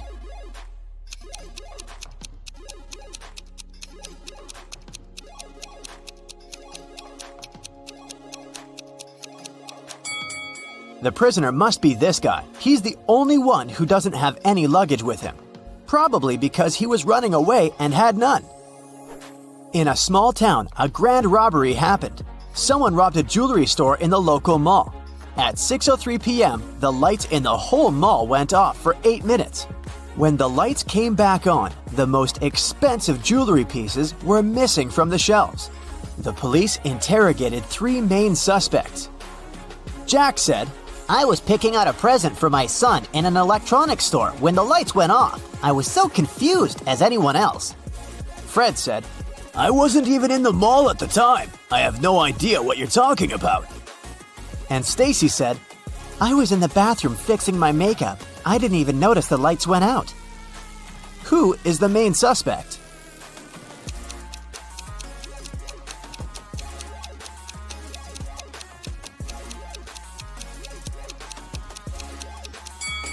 It's Stacy. She said that she hadn't noticed that the light had gone out, but they went off everywhere, including the bathrooms. She would have noticed it, so she's lying.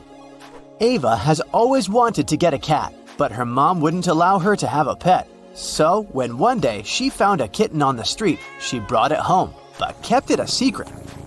She succeeded for 2 weeks, but one morning she went down to the kitchen. Have you been hiding a cat in your room? Her mother asked. How did she figure it out?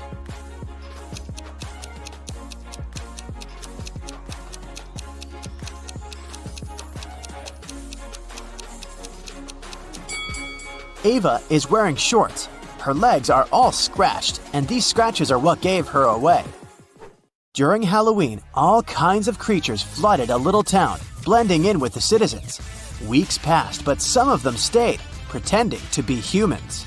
The town's detective could catch the remaining ones. He's been tracking a vampire, and he has 3 suspects. All of them only come out at night. Which one of them is the vampire?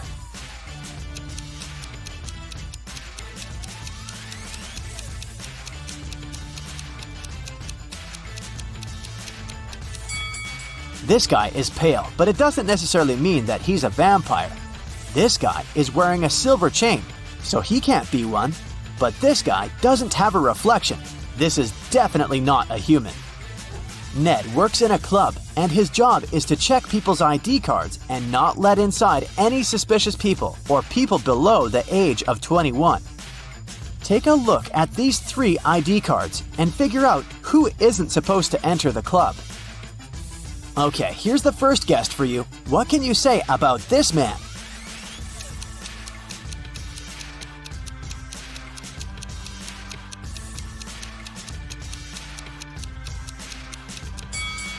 Don't let him in. The person in the photo is totally different. It's not this guy's ID card. Okay, here's the next one. Keep your eyes wide open. Do you see anything suspicious?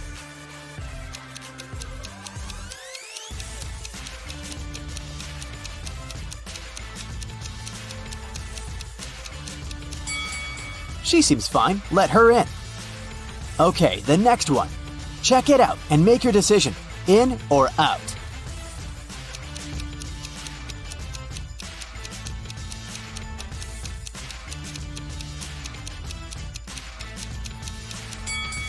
Las Vegas is written with a W. It's a typo, which is unacceptable for official documents. This ID must be fake. Here's the next guest for you to examine. What's your verdict? Will you let her in?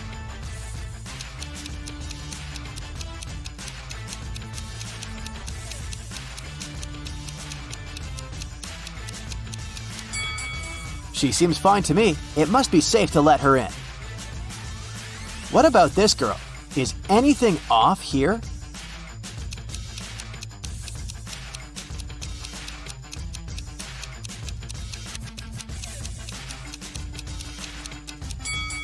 She seems fine to me too.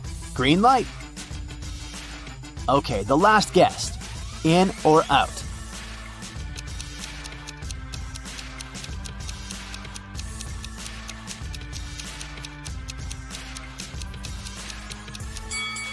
Look, the woman in the photo has a brown right eye and a green left eye.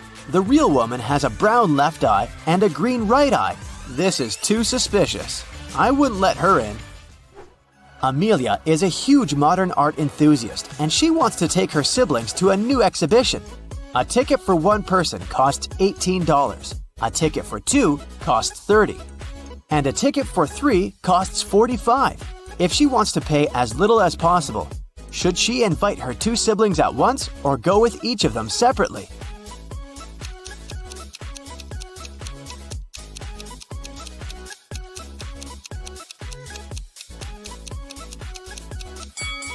It's cheaper if the 3 of them go together. It'll cost $45. If Amelia went with each of them separately, she would have to pay $30 twice, so she'd pay $60 in total. Ellery has a sweet tooth, and every Friday she goes candy shopping for the week. Tonight, she bought chocolate bars, jelly beans, and gummy bears. She has all chocolate bars but 2, all packs of jelly beans but 4, and all packs of gummy bears but 4. How many pieces of each type of sweets did she buy?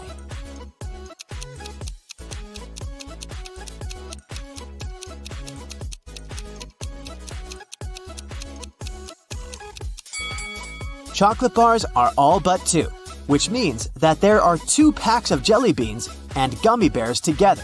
So there's 1 pack of jelly beans and 1 pack of gummy bears. Chocolate and gummy bears are 4 together, so there are 3 chocolate bars. Ailu is a fairy living in her magical forest. Every day, she takes the same route for a morning flight to the lake. One Friday, she was flying to the lake when she met some other creatures moving towards her. There were 2 elves, 3 fairies, and a gnome. How many creatures were going to the lake that Friday morning?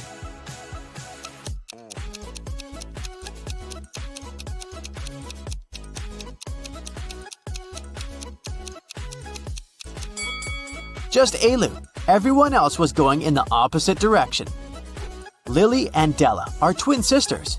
Both girls failed their history test at school, and their mother made them study all weekend. In the middle of the day, Mrs. McAdams came to check on the girls. Take a look at Lily and Della. Which of them hasn't been studying?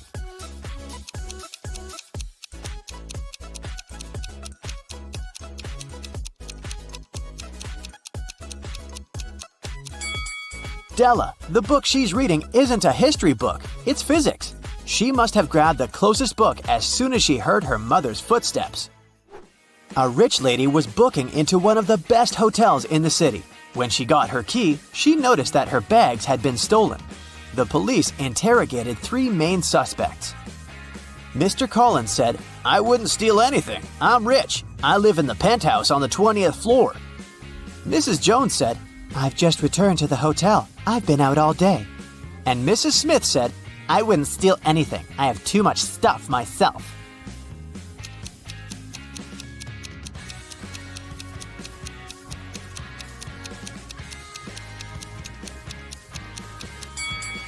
Mr. Collins seems shady. He can't live on the 20th floor because there are only 18 floors in the hotel. Amber participated in a game show, and she won. She got 3 exclusive gifts: a Givenchy purse, Armani sunglasses, and a Porsche. But here's a catch. She is to pick her presents herself by choosing between the original and a replica. You need to help her pick the correct prize. Here are 2 Givenchy purses. One of them is the original, and the other is a replica. Which one should Amber choose?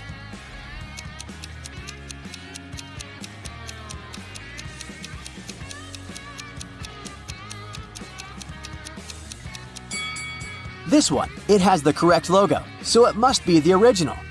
Now, there are 2 seemingly identical pairs of sunglasses, but only one of them is the original from Giorgio Armani.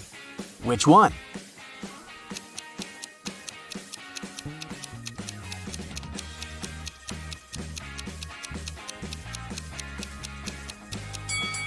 This one, with the correct logo.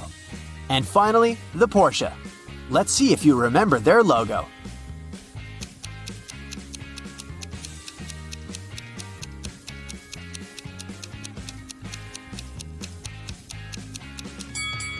Yes, this is the one. Great job. Hey, Sherlock. Yes, you. Have you had your morning cup of coffee yet?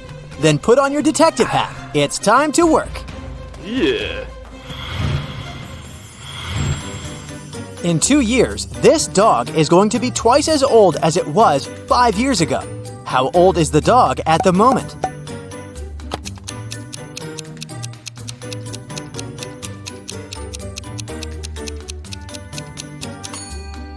The pooch is 12 years old. Look at this picture. How many squares can you find here?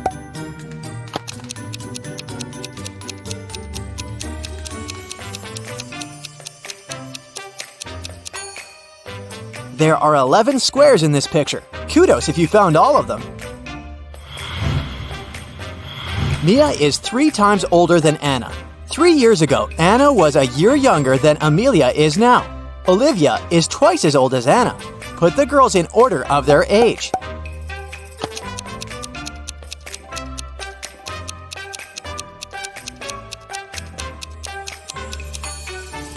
It goes like this: Mia, Olivia, Anna, and Amelia.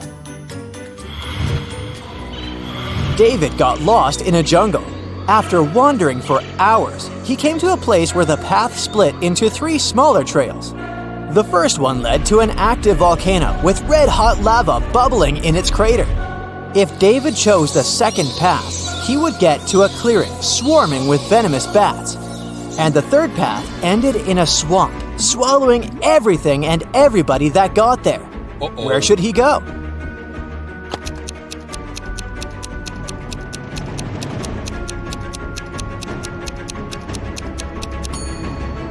David should choose the second path.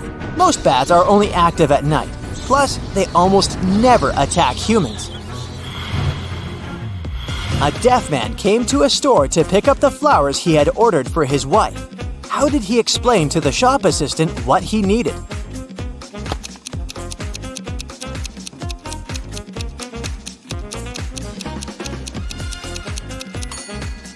He just said so. He was deaf, not mute. Here's a joke to lighten the mood. Don't take it too seriously. Why do elephants have wrinkles?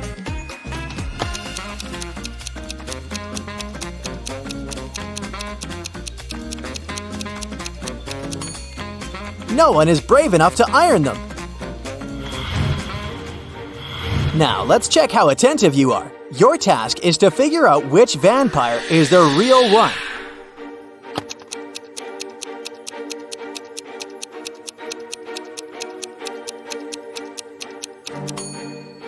The first vampire has a reflection. The second one doesn't have fangs. Only the third one is the real vampire. How about these mummies? Which one is real?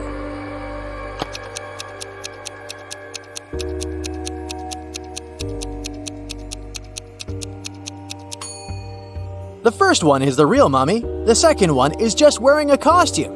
See that zipper? And the third mummy has blue eyes. Now, you need to guess which of them is the ghost bride.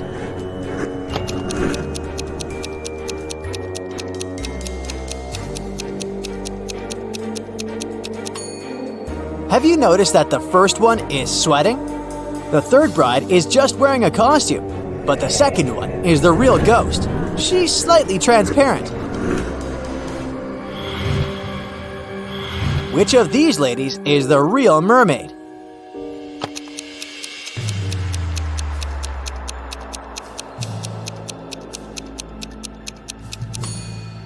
The first one is the real mermaid, the second girl has a zipper on the tail, and the third one is hiding a snorkeling mask behind her back.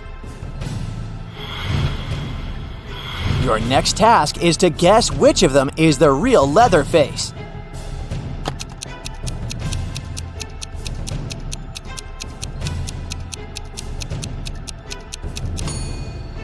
The first one has a saw with a label from a toy store. The second one has a can of red spray paint in his apron pocket. But the third one seems to be real. Which of these creatures is the real zombie?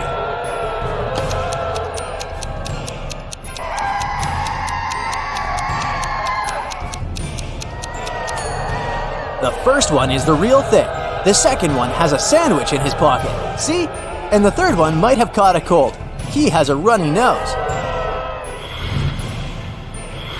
Try to guess who the real Slender Man is.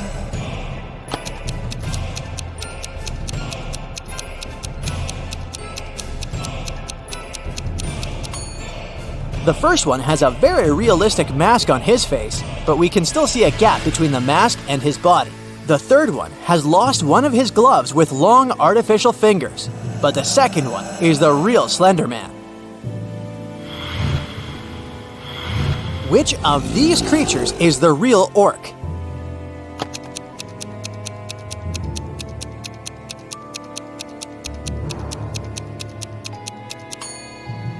The first one is the real orc, the second one doesn't have fangs, and the third one has a different skin tone on his face and body, so he must be wearing a mask. Physicists have built devices to move it very fast. The last 7 letters of its name can usually be found in newspapers, magazines, and journals. Can you figure out what I'm talking about?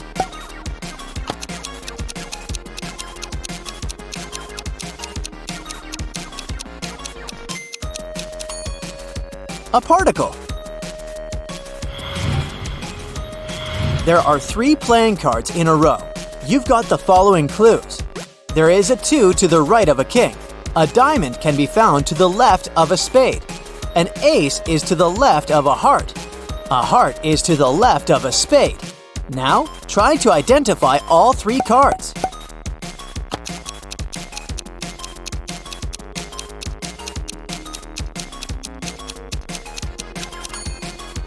The cards are the ace of diamonds, king of hearts, and 2 of spades.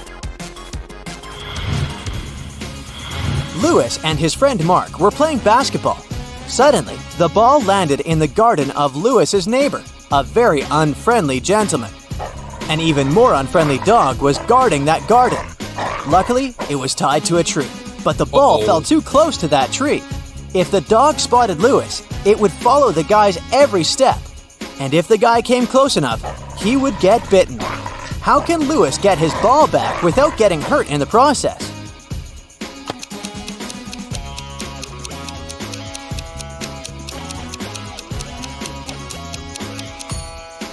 Lewis should walk around the tree, staying out of that dog's reach. The dog will keep following him until the entire length of the animal's leash is wrapped around the tree. Then Lewis should grab his ball and run away. The son of the dentist's father is talking to the father of the dentist's son, and the dentist isn't taking part in the discussion. Can you figure out these family ties?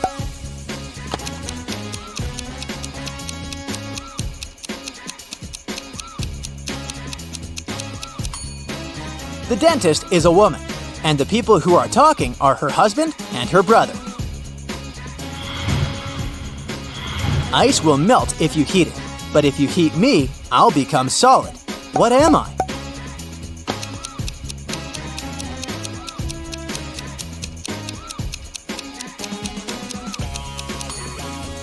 I'm an egg. You buy this thing to eat, but you never eat it. What is it?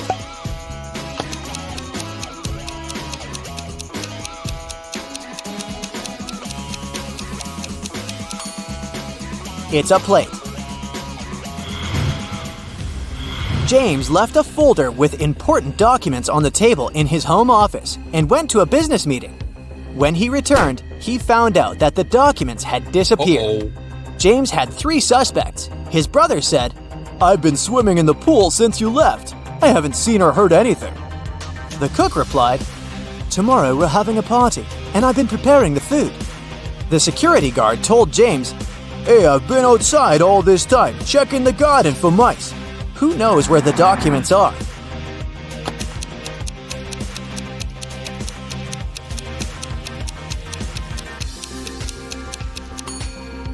It's the security guard. I bet his job description doesn't include pest control. Maria won the lottery and returned home with a large sum of money, but her sister called her and asked for help, so the girl had to rush out. Before leaving, she put the money under the carpet in her bedroom. When she came back, the money wasn't there. There were 3 people in her apartment while she was away. An electrician came to fix her AC. A neighbor visited to pick up some books, and Maria's housekeeper was cleaning the apartment. Who took the money?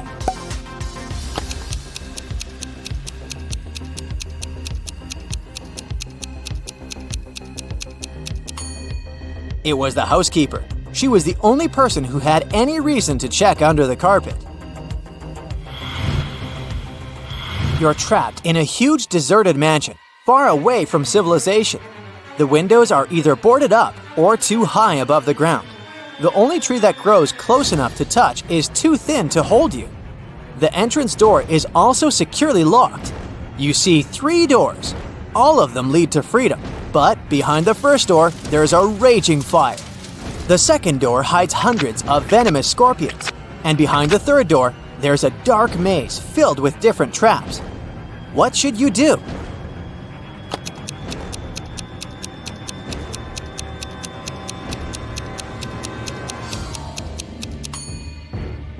Break off a tree branch and light it in the first room. Now you have a torch. Escape through the maze that isn't dark anymore. You're locked in a room with 3 doors. You can safely walk through any of them, but the doorknobs are the real problem. The first one is under high voltage, and you won't survive touching it. The second is covered with dangerous poison. You can't let it get on your skin. And the third doorknob is so hot that it'll make your hand burn. Which doorknob should you try?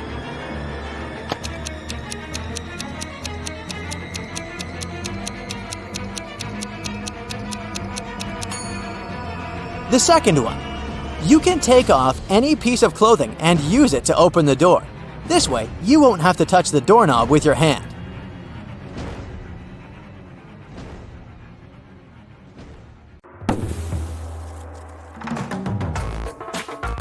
During a visit to an antique store, Rachel found a peculiar piece of gold.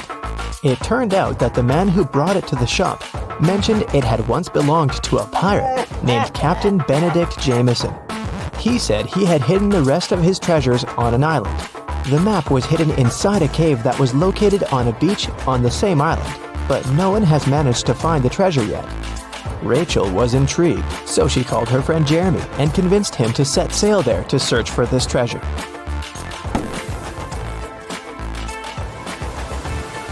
After weeks of sailing, they arrived at the island and looked for the cave first. Can you spot it?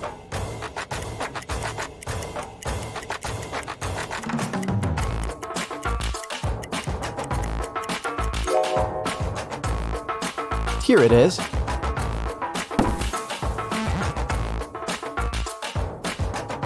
Three different paths within the cave led to the map. Which one should they choose?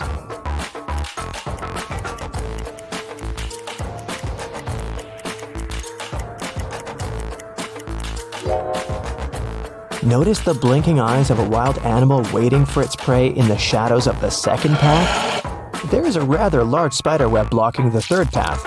That must only mean there's a large spider that made it. So, the safest option is the first path.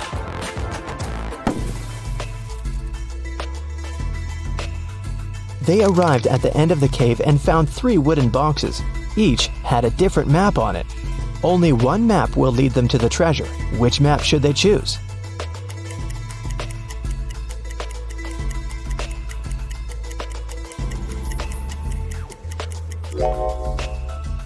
The area that the first map shows is surrounded by trees. The second map shows an area surrounded by the ocean. The area on the third map is surrounded by mountains. So, since they're on an island, they should choose the second map.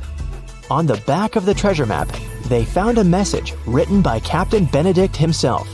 Congratulations, traveler. You've picked the correct map. Now you're a step closer to finding the rest of my wealth. But I warn you, the journey ahead won't be simple. You'll have to solve every riddle that I have for you. And only then will you be able to find my treasure. According to the map, they had to enter the forest. Captain Benedict left another riddle on the map about it. My friend will accompany you from here on, but first, you have to find the tree that it lives on. Look for a fruitful palm tree. If you try to bite the fruit I'm talking about, you'll break your teeth. I guarantee. Take a look around. Which tree do you think that the captain is talking about?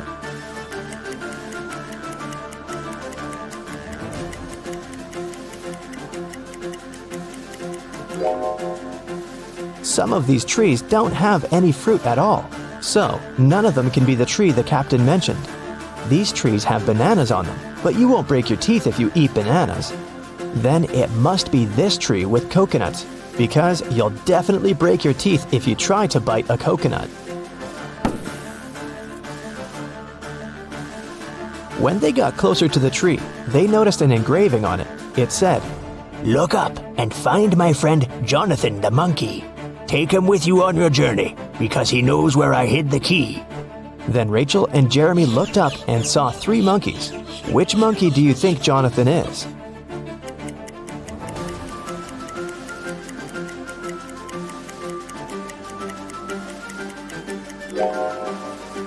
Notice that the third monkey is holding the same piece of gold as the one Rachel found at the antique store. This guy must have access to the treasure, so he must be Jonathan. Rachel and Jeremy tried taking Jonathan with them, but he refused to even move. How do you think they can convince Jonathan to come with them?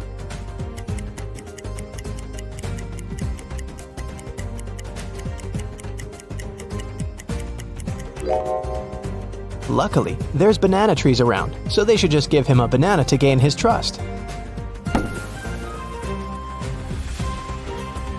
Jeremy wanted to climb one of the banana trees to pick a banana, but they were all very tall, and it seemed impossible to climb any of them. However, Rachel suddenly burst with excitement after seeing something that would help Jeremy. What did Rachel see?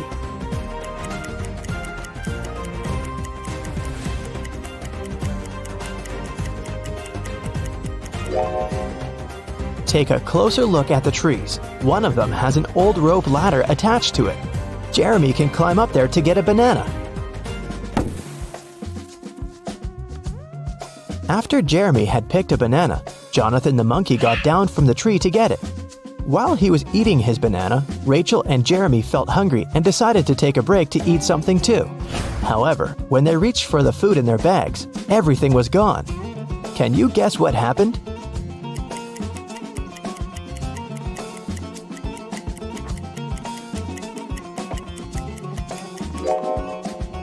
Did you notice something strange as Jeremy was climbing the tree? Let's rewind a bit to show you what happened. The monkeys were stealing all the food from Jeremy and Rachel's bags. Rachel and Jeremy had nothing else to eat other than the bananas off of the trees. But when Jeremy tried to climb up the rope ladder again, the rope broke.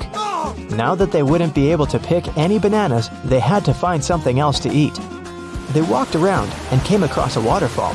Rachel suggested that they catch some fish. Jeremy then caught 3 different fish, but only one of them was safe to eat. Can you tell which one?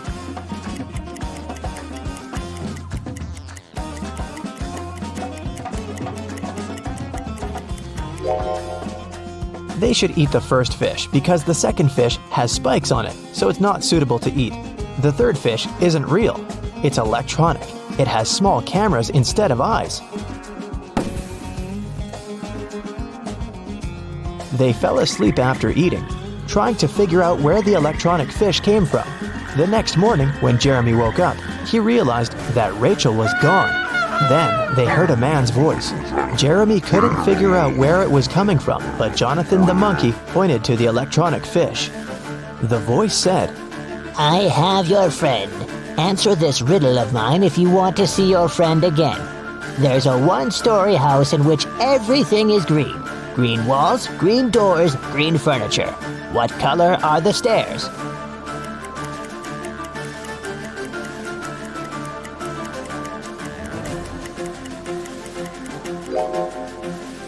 Since it's only a one-story house, there aren't any stairs in it. Suddenly, the waterfall stopped flowing, and the cave appeared behind it. The voice said, Enter. Inside, an evil scientist was waiting for Jeremy. He said that he was going to give him a chance to save his friend. He took Jeremy to a water tank with 3 different creatures in it. The scientist said, One of these creatures is Rachel, but the other 2 are not human at all.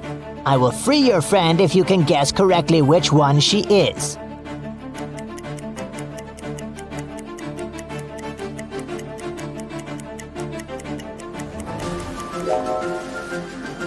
Take a closer look at the second creature. There are definitely human legs covered with seaweed. That must be Rachel.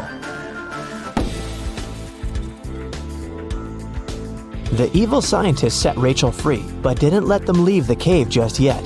He showed them 3 gates. If they choose the right one, they'll be free to go. Behind the first gate, hundreds of poisonous snakes are waiting. Behind the second gate, there is a vicious vampire. Behind the third gate, there is a pack of hungry wolves. Which door should they choose?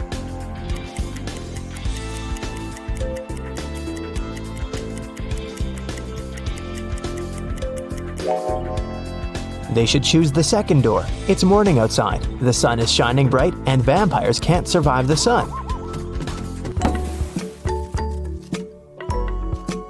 After Rachel, Jeremy, and Jonathan got free, they got back on the trail following the map and arrived at the side of a cliff. There were 3 different bridges in front of them from which they could walk across to the other side. Which bridge should they choose?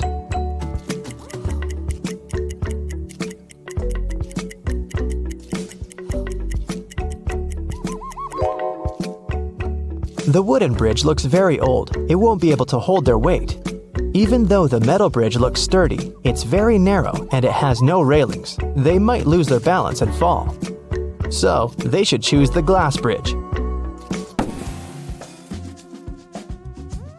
As they continued their journey, they walked into a swamp without noticing, and they got stuck in it. There were 3 ropes hanging from a tree, with which they could pull themselves out. Which rope should they choose?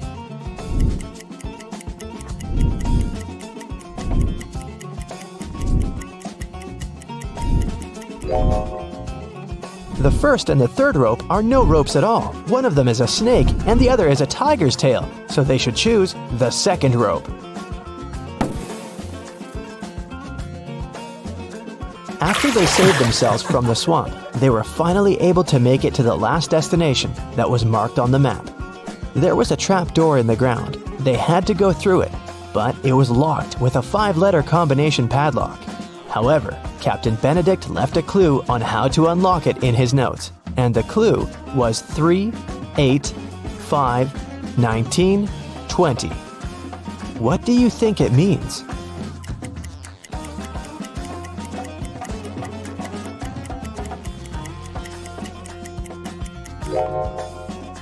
Each number represents its respective letter in the alphabet. The 3rd letter of the alphabet is C. The 8th letter is H. The 5th letter is E. The 19th letter is S. And the 20th letter is T.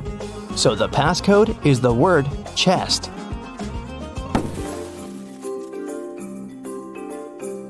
Once they opened the door, they saw a staircase leading to an underground room. When they entered it, they found 3 different chests. Only one of them holds the treasure. Which one is it?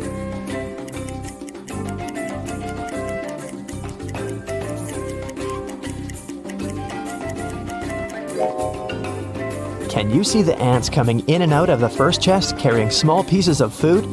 And a sticky, slime-like substance is oozing from the 3rd chest. It must be filled with whatever that is. But there is a golden reflection coming from the 2nd chest. That can only mean the gold is in there.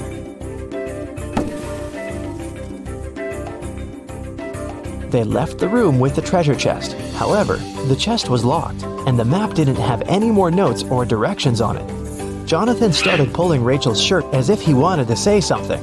Then, she remembered Captain Benedict's previous note. My friend Jonathan the monkey knows where I hid the key. So she and Jeremy started following Jonathan. They arrived at a beautiful garden with 3 statues. Each statue was holding a key, and only one of them would open the treasure chest. Which one should they choose?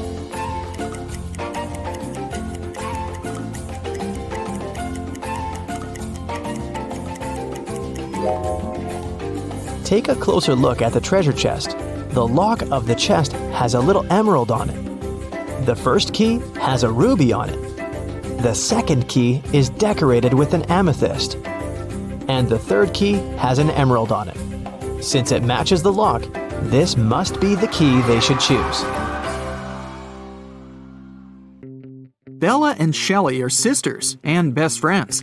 One weekend, their parents went on vacation. Before leaving, they strictly forbade Bella and Shelley to have parties in the house. But the sisters didn't listen and invited all their friends as soon as their parents left. After the party, the entire house was a mess. So, Bella and Shelley hired a cleaning lady to get rid of any evidence of the party. When their parents arrived home, their mother, Jessica, began to yell, "I told you, no parties in this house!" How did she know?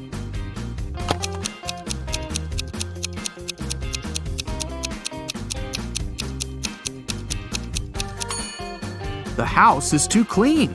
There was dust on this glass vase when the parents left, but now it's fresh and clean. Jessica asked Bella and Shelley to mow the backyard lawn. None of the sisters wanted to do this annoying task, so Shelley offered an easy way out. She put 2 cards in a hat and said, "I wrote mow on the first card and chill on the second. Pull a card and choose your destiny." Bella wasn't so naive. She suspected that Shelley was cheating and put both cards with Mo written on them. But no one would believe her if she just tried to expose Shelley. And no one would look at the other card once her fate was decided. What should she do?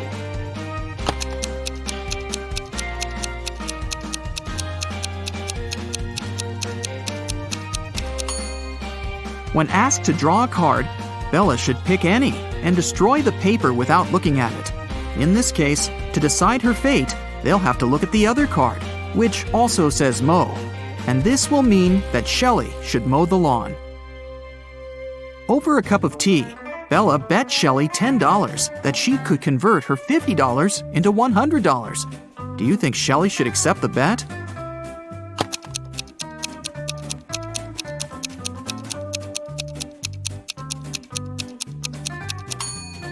There's no logical reason behind accepting it. If Bella isn't able to convert the money, she'll lose the bet. But she has only $10 to lose. Meanwhile, Shelley is supposed to be giving her $50 from her wallet.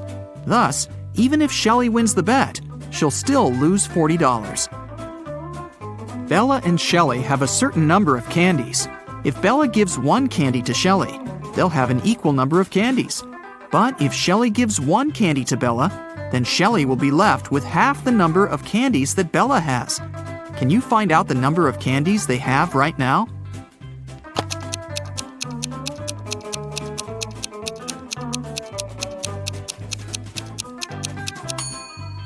Let's use some math to figure it out. Right now, Shelley has X candies and Bella has Z candies. Now we can sum it up in these equations. X plus 1 equals Z minus 1. Therefore, Z minus X equals 2. Also, X minus 1 equals Z plus 1 divided by 2. Now we know that 2X minus Z equals 3. So, if we equate these two conclusions, we'll get the following.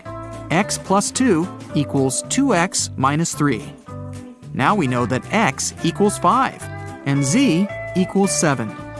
Therefore, Shelley has 5 candies and Bella has 7 candies.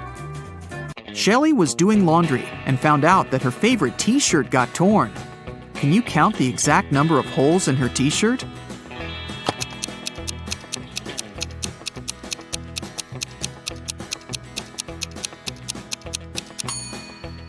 The answer is not 3 or 6, which most people must be guessing. The correct number of holes is 10. 1 hole for the neck, 2 holes for the arms, 1 hole for the torso, 3 holes in the front, and 3 holes in the back. Bella went to the basement to find her old books. Suddenly, the bulb burned out. Bella took the new bulb to replace it, but the wires are very tangled. Can you find the correct switch that will turn on the bulb?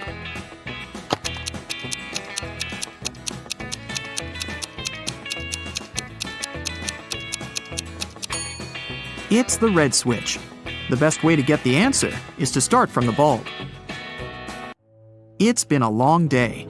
Bella finally went to sleep. But when she saw her bedroom, she yelled and ran away. Can you tell what's wrong here?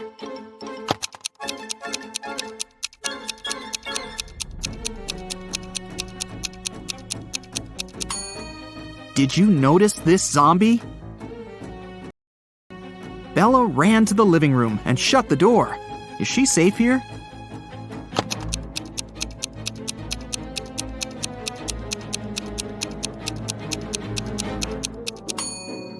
Nope. Take a look at the mirror. Some stranger is inside the room. Bella and Shelley went hiking with their friends. 4 of them went into a completely empty lake. And then 8 people came out. How is this possible?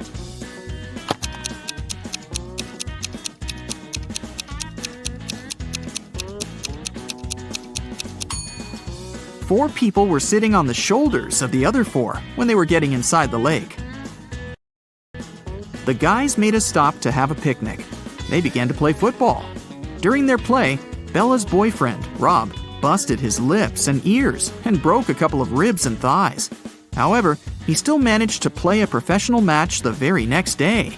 How can this be possible?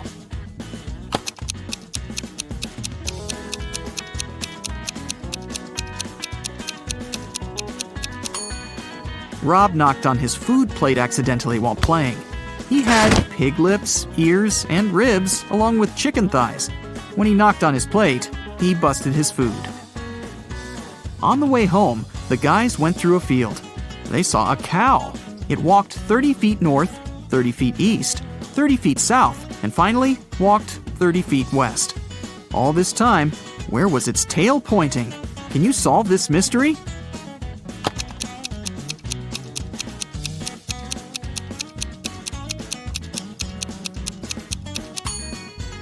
Downwards, of course.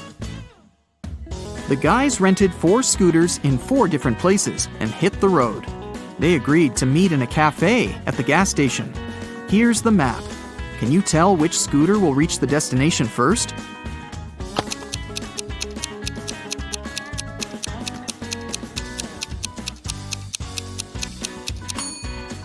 the third one. Bella and Shelley were trying to get the perfect gift for their father's birthday. Finally, they found this beautiful vintage watch, but they couldn't afford it.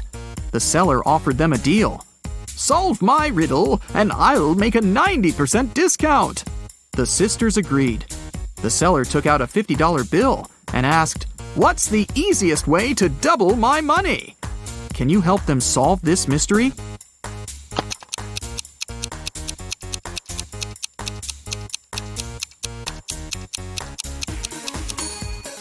They should put the bill in front of a mirror. The sisters decided to have lunch in a cozy little cafe.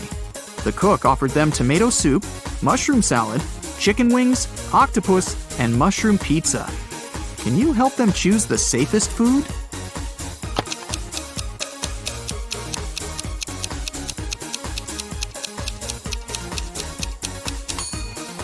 There are mirror shards in these chicken wings. Probably not the healthiest option. I'm pretty sure those mushrooms are poisonous too. This octopus is still alive, and this soup must be several weeks old. So, Bella and Shelley should choose the mushroom pizza. After lunch, the local barista offered the sisters free coffee if they managed to solve his tricky riddle. Here's the task. Name a 10-letter word in English that can be typed using only the top rows of your computer keyboard. Can you help the ladies get their free coffee?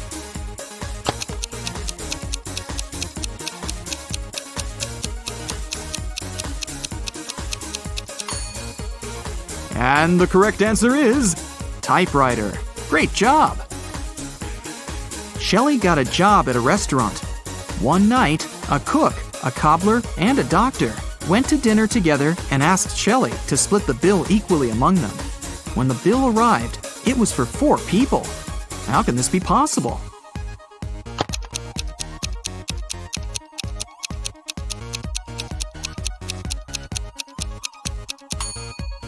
The fourth person was the knight.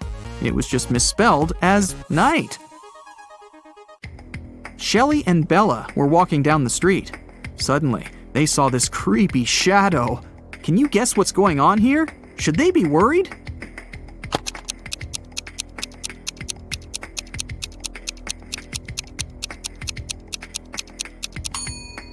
Nope, it's Halloween. The guy is just walking around and scaring people in his witch costume. See, he's wearing sneakers. Shelley and Bella saw this mysterious magic shop sign and decided to go get some tarot readings. As soon as they entered the shop, a wicked witch locked the door and said, "I will make your biggest dreams come true if you crack my code. But if you fail, you'll stay here forever." Then she gave them the following clues. A.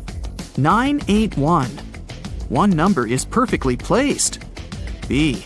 924. Everything is incorrect. C. 093. 2 numbers are part of the code, but are in the wrong places. D. 147. One number is part of the code, but is in the wrong place. E. 783. One number is part of the code, but is in the wrong place. Can you help Shelley and Bella?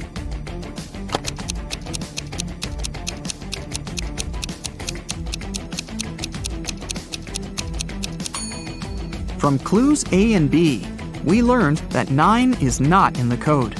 It also means that 8 or 1 is in the code for sure. According to clue B, we know that 9, 2, and 4 are not in the code. From clue C, we know that 0 and 3 are in the final code. Clue E tells us that 7 and 8 are not in the final code because we already know that 3 is. And clue D tells us that 1 is also in the code because 4 and 7 are not. So, the correct code is 301. The witch has fulfilled Shelley and Bella's wishes. They wanted to thank her and decided to prepare her favorite drink from a recipe book. Unfortunately, the last ingredient was encrypted. Can you help them crack the code?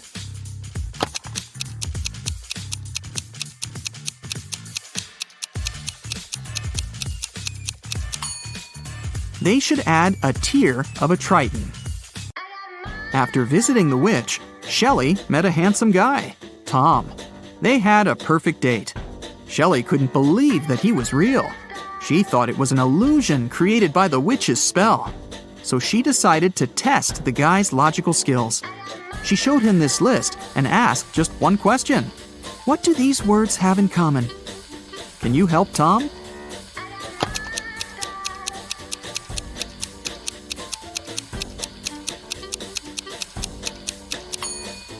If we remove the first letter of each word and place it in the end, you'll be able to read the same word from the beginning and the end.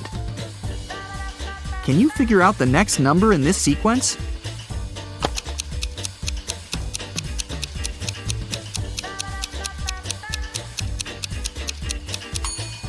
It's 2. To make the puzzle seem harder, all digits are placed apart.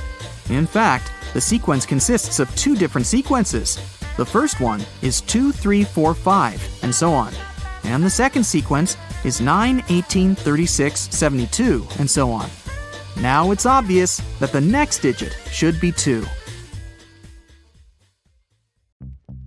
Amy's elder sister, Vicky, gave her this shopping list and asked her to get some groceries. Amy took the list without even looking at it, but when she arrived at the supermarket, she realized that her sister had pranked her. Vicky has encoded the names of the products she needed. Can you help Amy figure out what she's supposed to buy?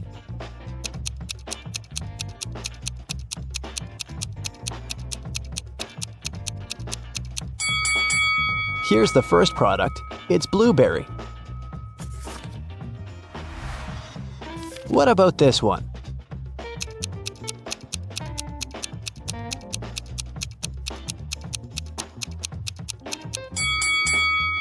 Watermelon. Can you recognize this food?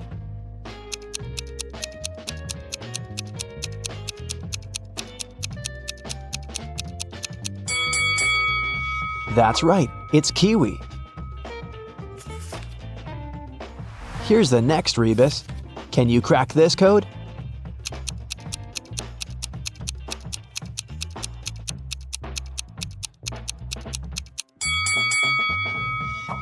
Grape. What about this one?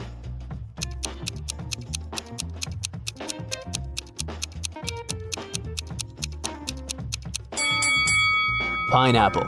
Great job. Next riddle. Any ideas?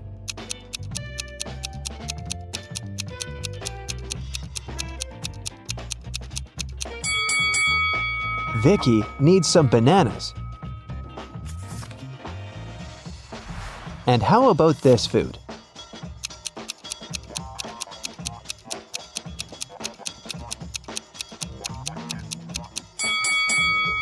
That's right. Amy should buy some oranges. And here's the final product. Can you figure out what it is?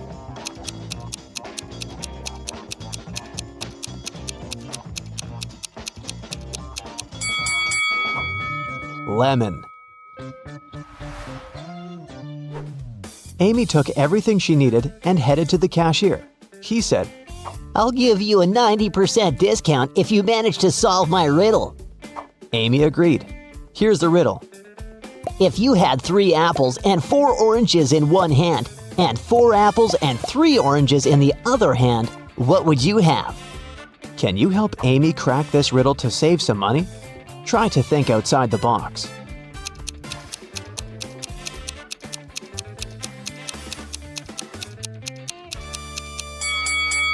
Obviously, you must have very large hands to hold all this. Amy left the supermarket and headed home, but suddenly she realized that she'd left her wallet at the checkout. She ran back to the supermarket, but the wallet was nowhere to be found. Amy questioned 3 people standing nearby. Bob, the cashier, said, "Sorry, I didn't see your wallet. I had the other customers." One of the customers, Kim, said, "I think I saw the cleaner take your wallet from the checkout after you'd left." And the cleaner, Nancy, said, "Who do you think I am? I need this job to support my family." Who stole the wallet?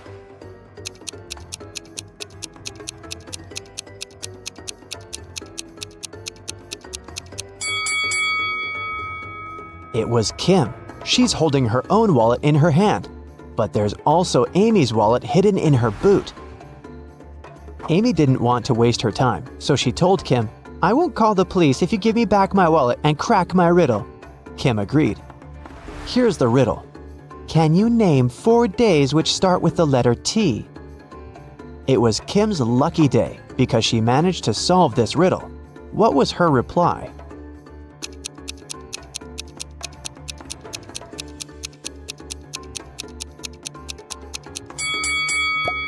Tuesday, Thursday, today, and tomorrow. Amy, Vicky, and their boyfriends Josh and Greg went hiking and got lost. They wandered around the forest for a few hours and found this sign.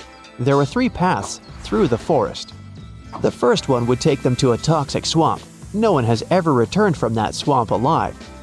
Hungry tigers were blocking the second road, and to use the third path, the guys had to cross an ice-cold mountain river. Which way is the safest?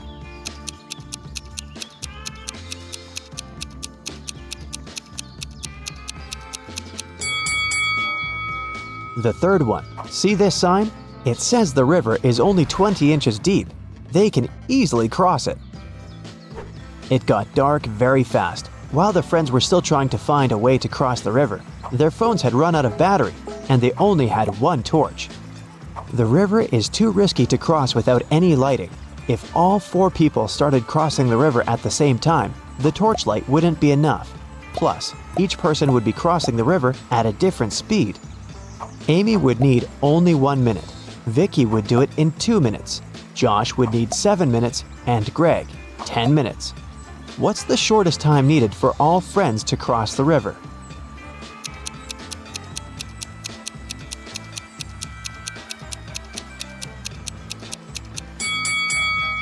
Usually, people jump to the conclusion that the fastest person should guide everyone. In this case, Amy would have to accompany Greg. It'd take 10 minutes. Then she would need 1 minute to come back. She'd guide Josh across the river. It'd take 7 minutes. Then Amy would spend 1 minute to return for Vicky and make the final 2-minute walk across the river. In this case, the entire process would take 21 minutes. But our task is to minimize the time. That's why we should find a way for the slowest people to walk together. So here's the correct order. Amy and Vicky cross the river, which takes them 2 minutes. Then Vicky comes back. That's another 2 minutes. Greg and Josh take the torch from Vicky and go across the river. It takes them 10 minutes. Then Amy comes back with the torch, takes Vicky, and they cross the river together. That's 3 minutes. In this case, the total time will be 17 minutes. After crossing the river, the guys meet a woodsman. He promises to guide them out of the forest if they solved his riddle. What do an island and the letter T have in common? After the friends answered, the woodsman explained to them how to find the bus stop and disappeared. What did they say?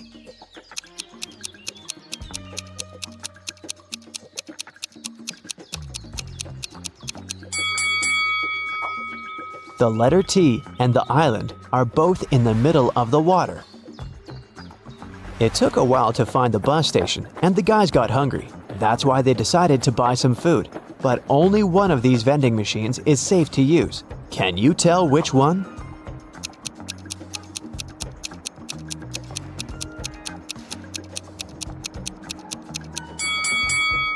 Someone scribbled "cash eater" on this vending machine, so it's probably not working. Cockroaches are crawling all over the food inside this machine.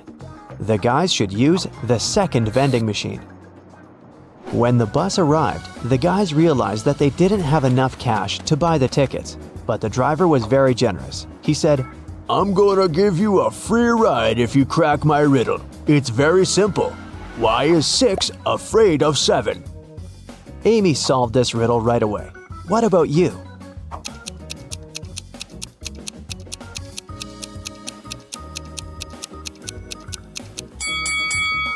Because when it was hungry, 7 ate 9. The guys took their seats on the bus. Can you find anything weird here?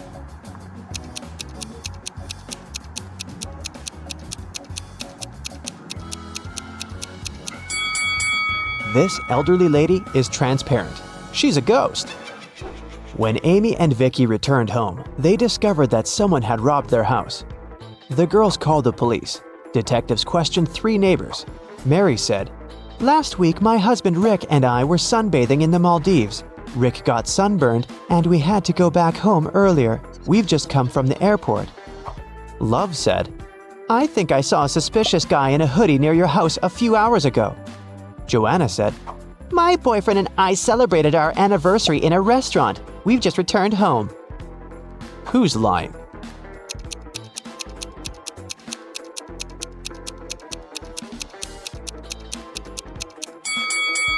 Mary. She said that Rick had gotten sunburned, but now he looks perfectly fine, and he doesn't look tanned either. Amy decided to get a new job to save some money for college. She sent her resume to the local bank and received an invitation for a job interview.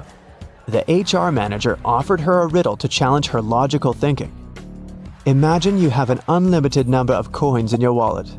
What's the minimum number of coins you'll need to make sure that each of these coins will touch exactly 3 others? Can you help Amy get the job?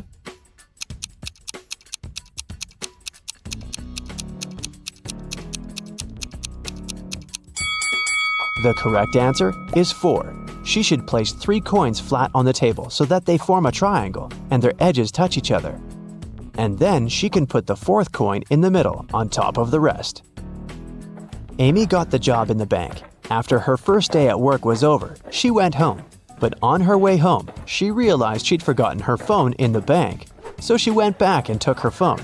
Suddenly, the girl heard some weird noise coming from the bank vault. She went there and saw these 3 men inside the room. She noticed that one of them was an imposter right away. What about you? Can you spot him?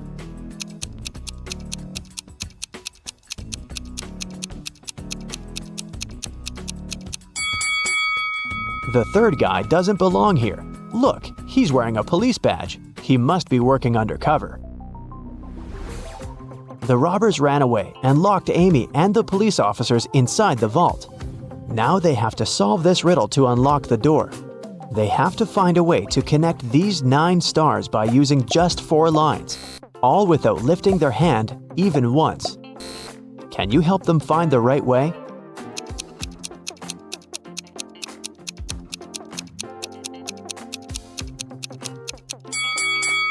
Such a task requires creativity, and this shape meets all requirements. But maybe you came up with something better. Amy bought flowers for her sister's birthday. She was walking down the street holding the bouquet in her hands. Suddenly, a man in a mask ran up to her, grabbed the flowers, and ran to the nearest restaurant. Amy started crying. A patrol car stopped next to her. Amy told the police officer what had happened. They went to the restaurant together to find the criminal. There were 4 men with very similar bouquets. Can you tell who robbed Amy?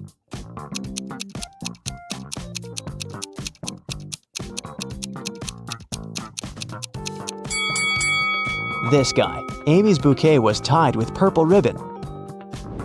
Vicky organized a birthday party. To avoid uninvited guests, she asked the security guard to set a special password, but her boyfriend Harry, who was most definitely not invited, developed a plan that could help him enter the party. He hid near the door and started to listen attentively. When the first guest arrived, the guard said 12. The guest answered with 6. Then the second guest arrived, and the guard said 6. The guest replied with 3. Harry thought he'd heard enough and walked up to the guard. The man said 8, and Harry replied with 4. After hearing this answer, the guard asked Harry to leave. Why?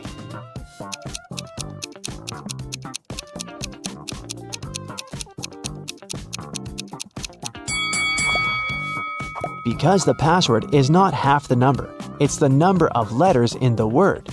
He should have said 5 because the word 8 consists of 5 letters. Can you count the number of squares in this image?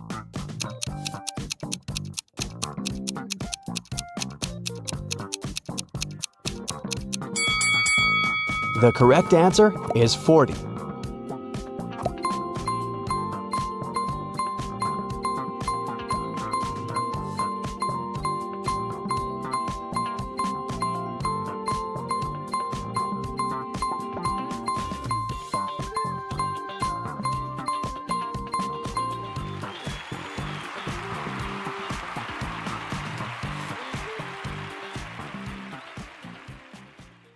Jenny and Ben were about to get married. They wanted to book a hotel for their wedding ceremony in the party, so they went to a wedding planner to look at some options. She told them only 3 hotels were available for the day they wanted and showed them the pictures. Which one should they choose?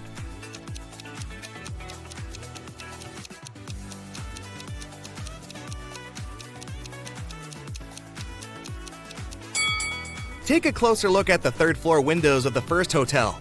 In the last window on the right, there's a creepy shadow of a monster that appears and disappears. 5 stars or not, no one would like to get married in a haunted place unless they're an Addams Family member. In the 3rd hotel only has 2 stars. It probably doesn't have the facilities to host a wedding, so the best choice is the 2nd hotel. Great choice, the wedding planner said, and you're in luck because they actually have a great discount offer. If you can answer this riddle correctly, you won't have to pay for the ballroom rental. Here it is. Those who have it, do not say it. Those who take it, do not know it. Those who know it, do not want it. What is it? Do you know the answer?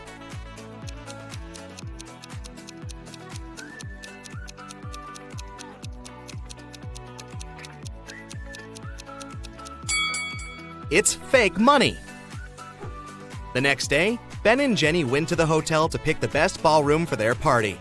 The hotel manager took them to 3 different rooms where they could host everything, from the ceremony itself to the dinner and after party.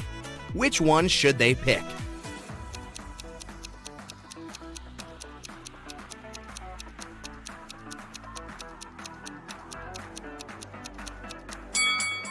Do you see a little mouse hole in the corner of the first ballroom? The couple wouldn't want such uninvited guests at their party. As for the 2nd ballroom, the chandelier looks like it might fall down any minute. Not the safest option, so they should pick the 3rd ballroom. It was time for Ben and Jenny to pick the wedding menu.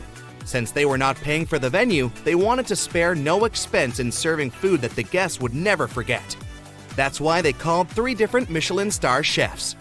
Each of them prepared a different dish and presented them for a tasting. Which chef, and therefore which dish, should they go for?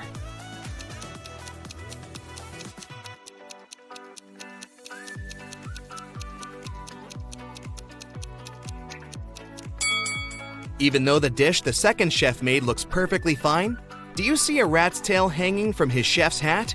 There must be some ratatouille situation going on there. So that's a pass. The 3rd dish looks like spaghetti, right? Well, look again. Those are actually very thin snakes. Exotic flavors might not be the best option, so they better go with the classical burger that the first chef made. Before they made their wedding vows, Jenny had to say yes to a dress. So, she went to a couture store to check their wedding gown collection. She explained to the designer the style of the dress she wanted for her ceremony. The designer said he had just the perfect gown for her and would bring it to her if she answered his riddle correctly. He asked, if a gown takes an hour to dry, how many hours will it take 6 dresses to dry?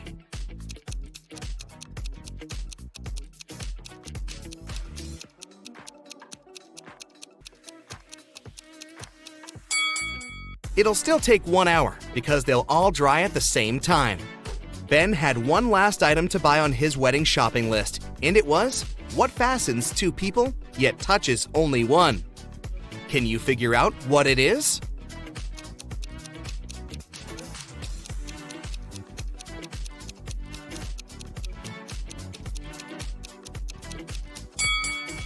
It's a wedding ring, of course. Ben headed to a jewelry store to get something blue for his bride. The store owner showed him 3 different wedding rings with blue gemstones. Which one should he buy?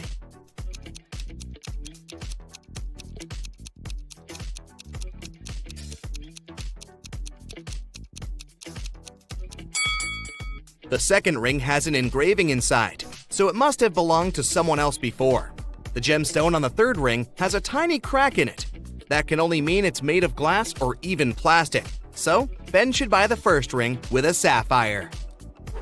Next, Ben and Jenny were going to send out invitations. One print shop offered them 3 different versions of invitations. Which one should they choose?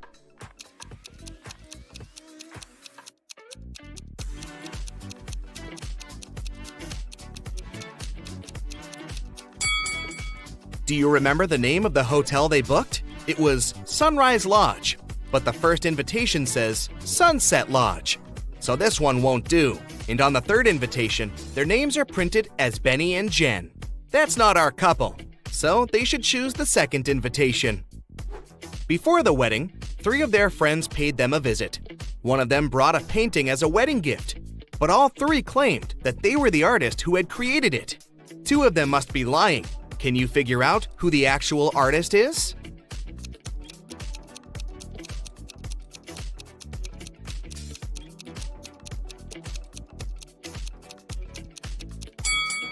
Take a look at the signature on the painting. It says Denise. Now look at the third friend's necklace. It has the letter D, so she must be Denise, the artist who painted the painting. It was finally the day of the wedding, and Ben and Jenny's guests started to arrive. However, the hotel security spotted 3 suspicious-looking people who could be uninvited. Take a look at these 3 guys. Can you tell which one is not supposed to be at the wedding?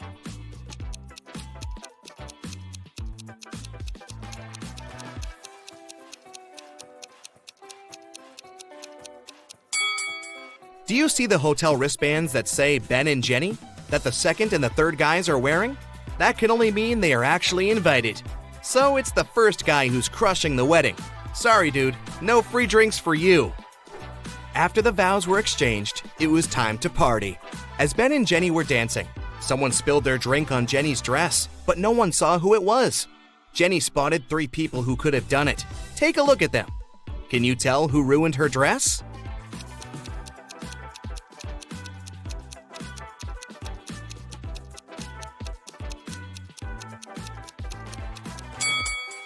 The first guy has spots on his shirt that resemble stains from the spilled drink, but they are actually part of the pattern, so it can't be him.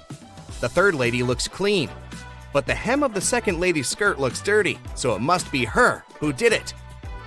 After the ceremony ended, Ben and Jenny wanted to take a photo to capture the moment forever. But take a look at it. There's something strange about it. Can you spot what it is?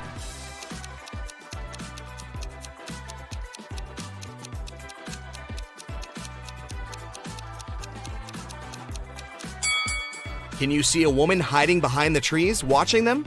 She is wearing a witch hat, but it's a wedding ceremony and not a costume party. Creepy.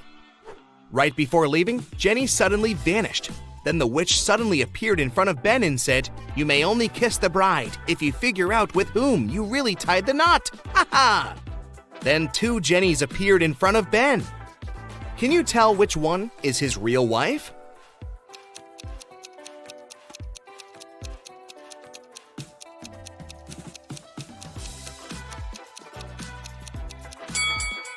Remember the wedding photo? The Jenny on the left is the real one because her tattoo is on the same side as in the photo. Now that Ben and Jenny's wedding was over, phew, it was time for them to pick a honeymoon destination. They went to a travel agency to book a tour. The travel agent offered them 3 different holiday destinations: Ibiza, Cannes, in the Caribbean. Which one should they go to?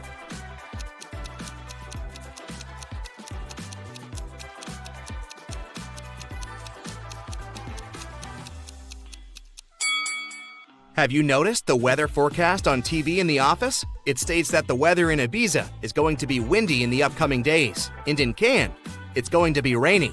So they should pick the Caribbean and enjoy the sun. The travel agent said she could upgrade their plane tickets to business class for free. It would be her wedding gift to them. But they had to crack this riddle. What can travel around the world while staying in a corner?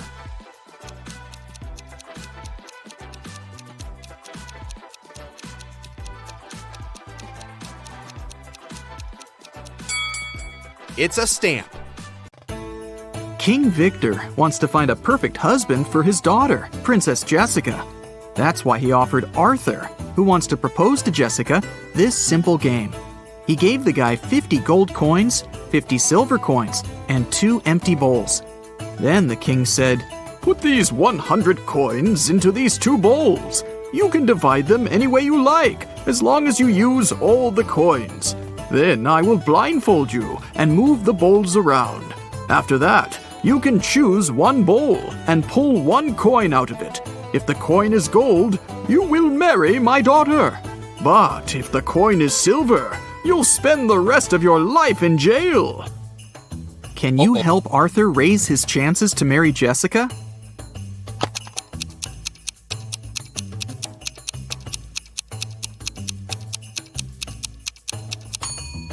He should place one gold coin in one bowl and the rest of the coins in the other bowl. This way, he'll begin with a 50-50 chance of choosing the bowl with the gold coin. But even if he chooses the other bowl, he'll still have almost a 50-50 chance of picking one of the 49 gold coins. So this strategy will give him a 2 in 3 chance of getting engaged with Jessica. Josh is at his first job interview. The interviewer, Nancy, decided to check his logical thinking and offered him this task.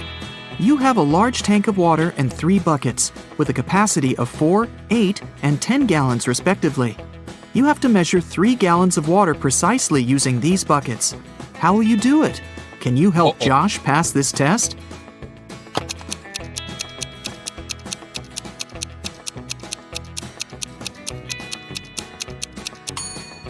It's impossible.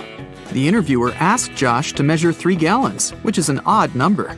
But she offered Josh the buckets that only fit an even number of gallons, 4, 8, and 10. So he can't be precise in his measurements. There was a doctor with curly hair who lived on 5th Avenue. One day, the doctor's brother got married. What's the family relationship between the doctor and the groom? Keep in mind that brother is not the answer you need.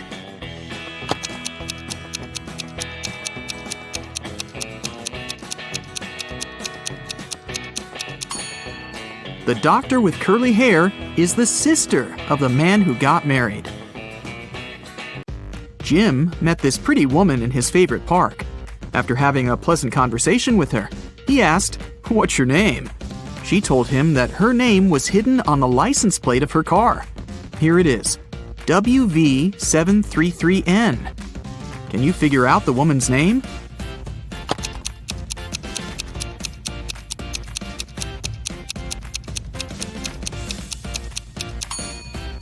Look at the symbols upside down. The lady's name is Neelam. A kind-looking elderly woman came up to Mia in a restaurant. The woman said, "You look exactly like my younger daughter. We argued and haven't been speaking for many years. Could you do me a favor and say, 'Goodbye, Mother,' with a smile on your face when I leave?" Mia felt very sorry for the poor woman and agreed. So she said, "Goodbye, Mother," when the old woman left. Soon after that, Mia got the biggest shock of her life. Can you guess what happened?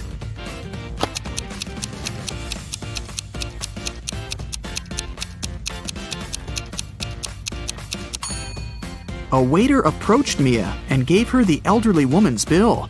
The woman had assured the waiter that her daughter would pay for her meal. Oh no! Nancy took Josh to the office kitchen. Can you see anything weird on the table?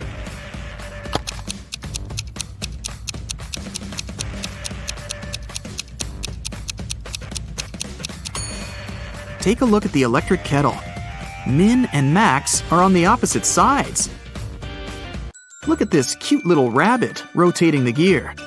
Can you predict which mark the arrow will point at? Number 1 or number 2?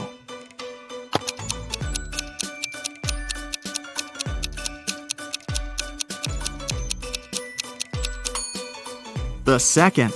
The gears in direct contact will always rotate in opposite directions. There are 40 elephants, and they have 44 heads. How can this be possible?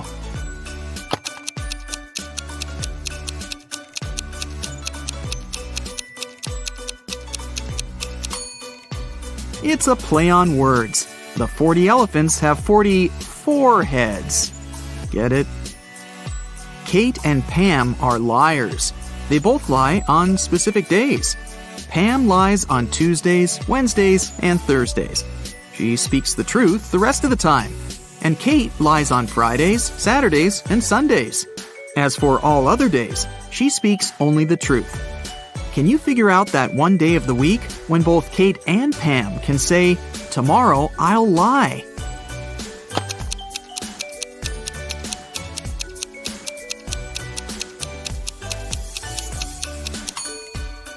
It's Thursday. Let's suppose that any girl is telling the truth when she says, "Tomorrow I'll lie." She will have to keep her promise and lie the next day.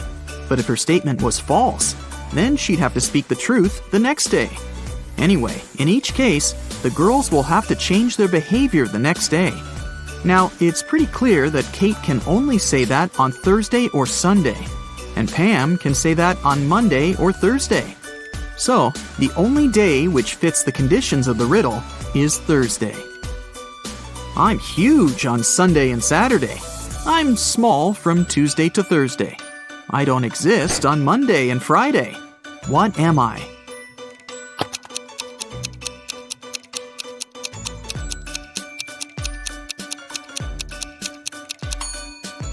The letter S. Mike is a famous treasure hunter. He is stuck in a cave with 4 doors. Unfortunately, each door hides some serious danger. The room behind the first one is filled with ice. Anyone who enters it gets frozen in seconds. There are 2 hungry sharks waiting behind the second door. The third door opens to a room filled with the world's most poisonous gas. And the fourth door leads to a room filled with giant magnifying lenses that increase the heat from the sun. Anyone and anything that enters gets burned in no time. Can you help Mike escape?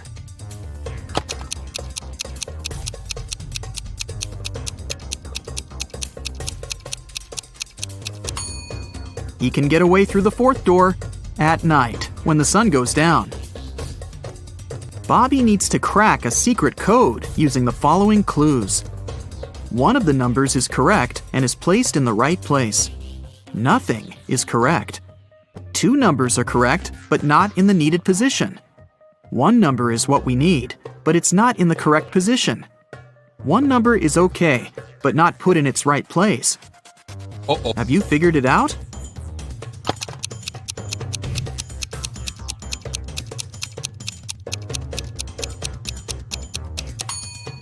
Let's begin with statement 2. We can exclude 0, 3, and 2 from the final code. Now, according to statement 3, we can conclude that numbers 1 and 8 are correct. Statements 1 and 4 help us to learn that 9 is in the final code, and it comes third. Now it's time to identify the right places for 1 and 8. Let's take a look at statements 3 and 5. 8 can't go third because this place is already occupied by 9, and it can't go first because it contradicts the third condition. So, the correct code is 819. Take a look at these matchsticks. There are 5 identical squares. Can you form 6 identical squares by moving just 3 matchsticks? Keep in mind that you're not allowed to let them overlap or break the matchsticks.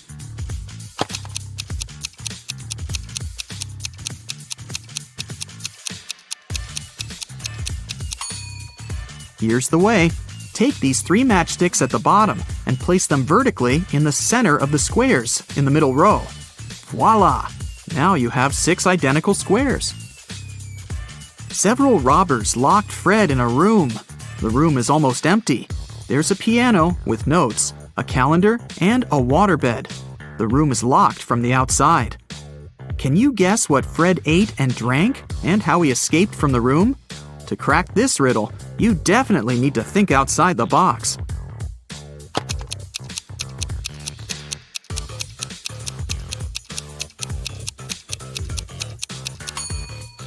Fred ate the dates on the calendar, got water from the waterbed, and used a piano key to escape. Fiona can eat 27 chocolates in an hour. Alex can eat 2 chocolates in 10 minutes. And Kitty can eat 7 chocolates in 20 minutes. How long will it take them all to eat a large box of 120 chocolates?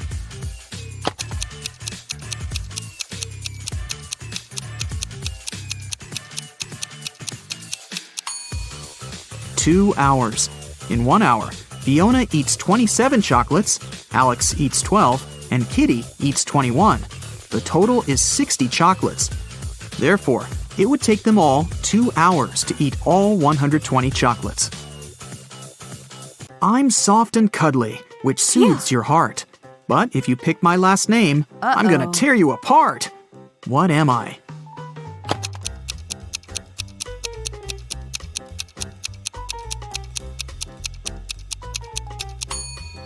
I'm a teddy bear. There are 2 sand hourglasses. The small one can measure 5 hours, and the large one can measure 7 hours. How can we measure 16 hours with the help of 2 hourglasses running together?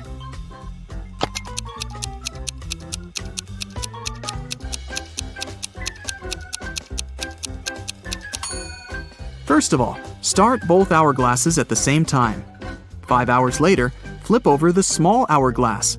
Then wait for 2 hours and flip over the large hourglass as soon as it finishes its first 7-hour cycle. When the small hourglass finishes the second cycle, this will mean that 10 hours have passed. At this point, the large hourglass will have been running for 3 hours. So now, you should flip over both the small and large hourglasses. This way, you'll make the large hourglass run for 3 hours. When the large hourglass finishes its 3-hour cycle, this will mean that 13 hours have passed. Now, flip both the small and large hourglasses over again. When the small hourglass runs out of sand, it will mark another 3 hours. You've just measured 16 hours, and the mission is accomplished. Can you guess which color should be added to the top of this tree?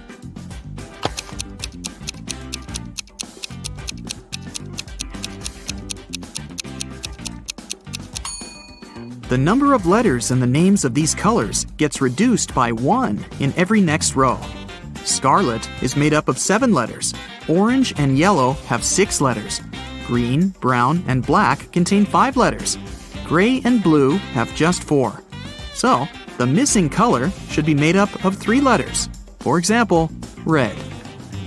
Amy entered her favorite fast food place to get some fries.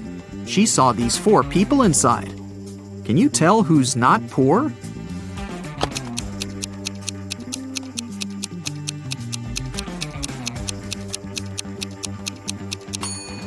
The first lady has a fake Gucci bag. This gentleman has a patch on his jacket. The third woman has threads sticking out of her suit. And the fourth guy has a bunch of expensive gadgets. So, he's definitely not poor. Take a look at these matchsticks. Can you find a way to make 3 squares by moving just 4 matchsticks?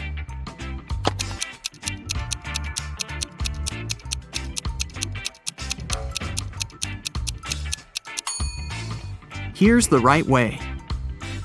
The accountant says, "The attorney is my brother." But the attorney claims he doesn't have a brother. Who's lying?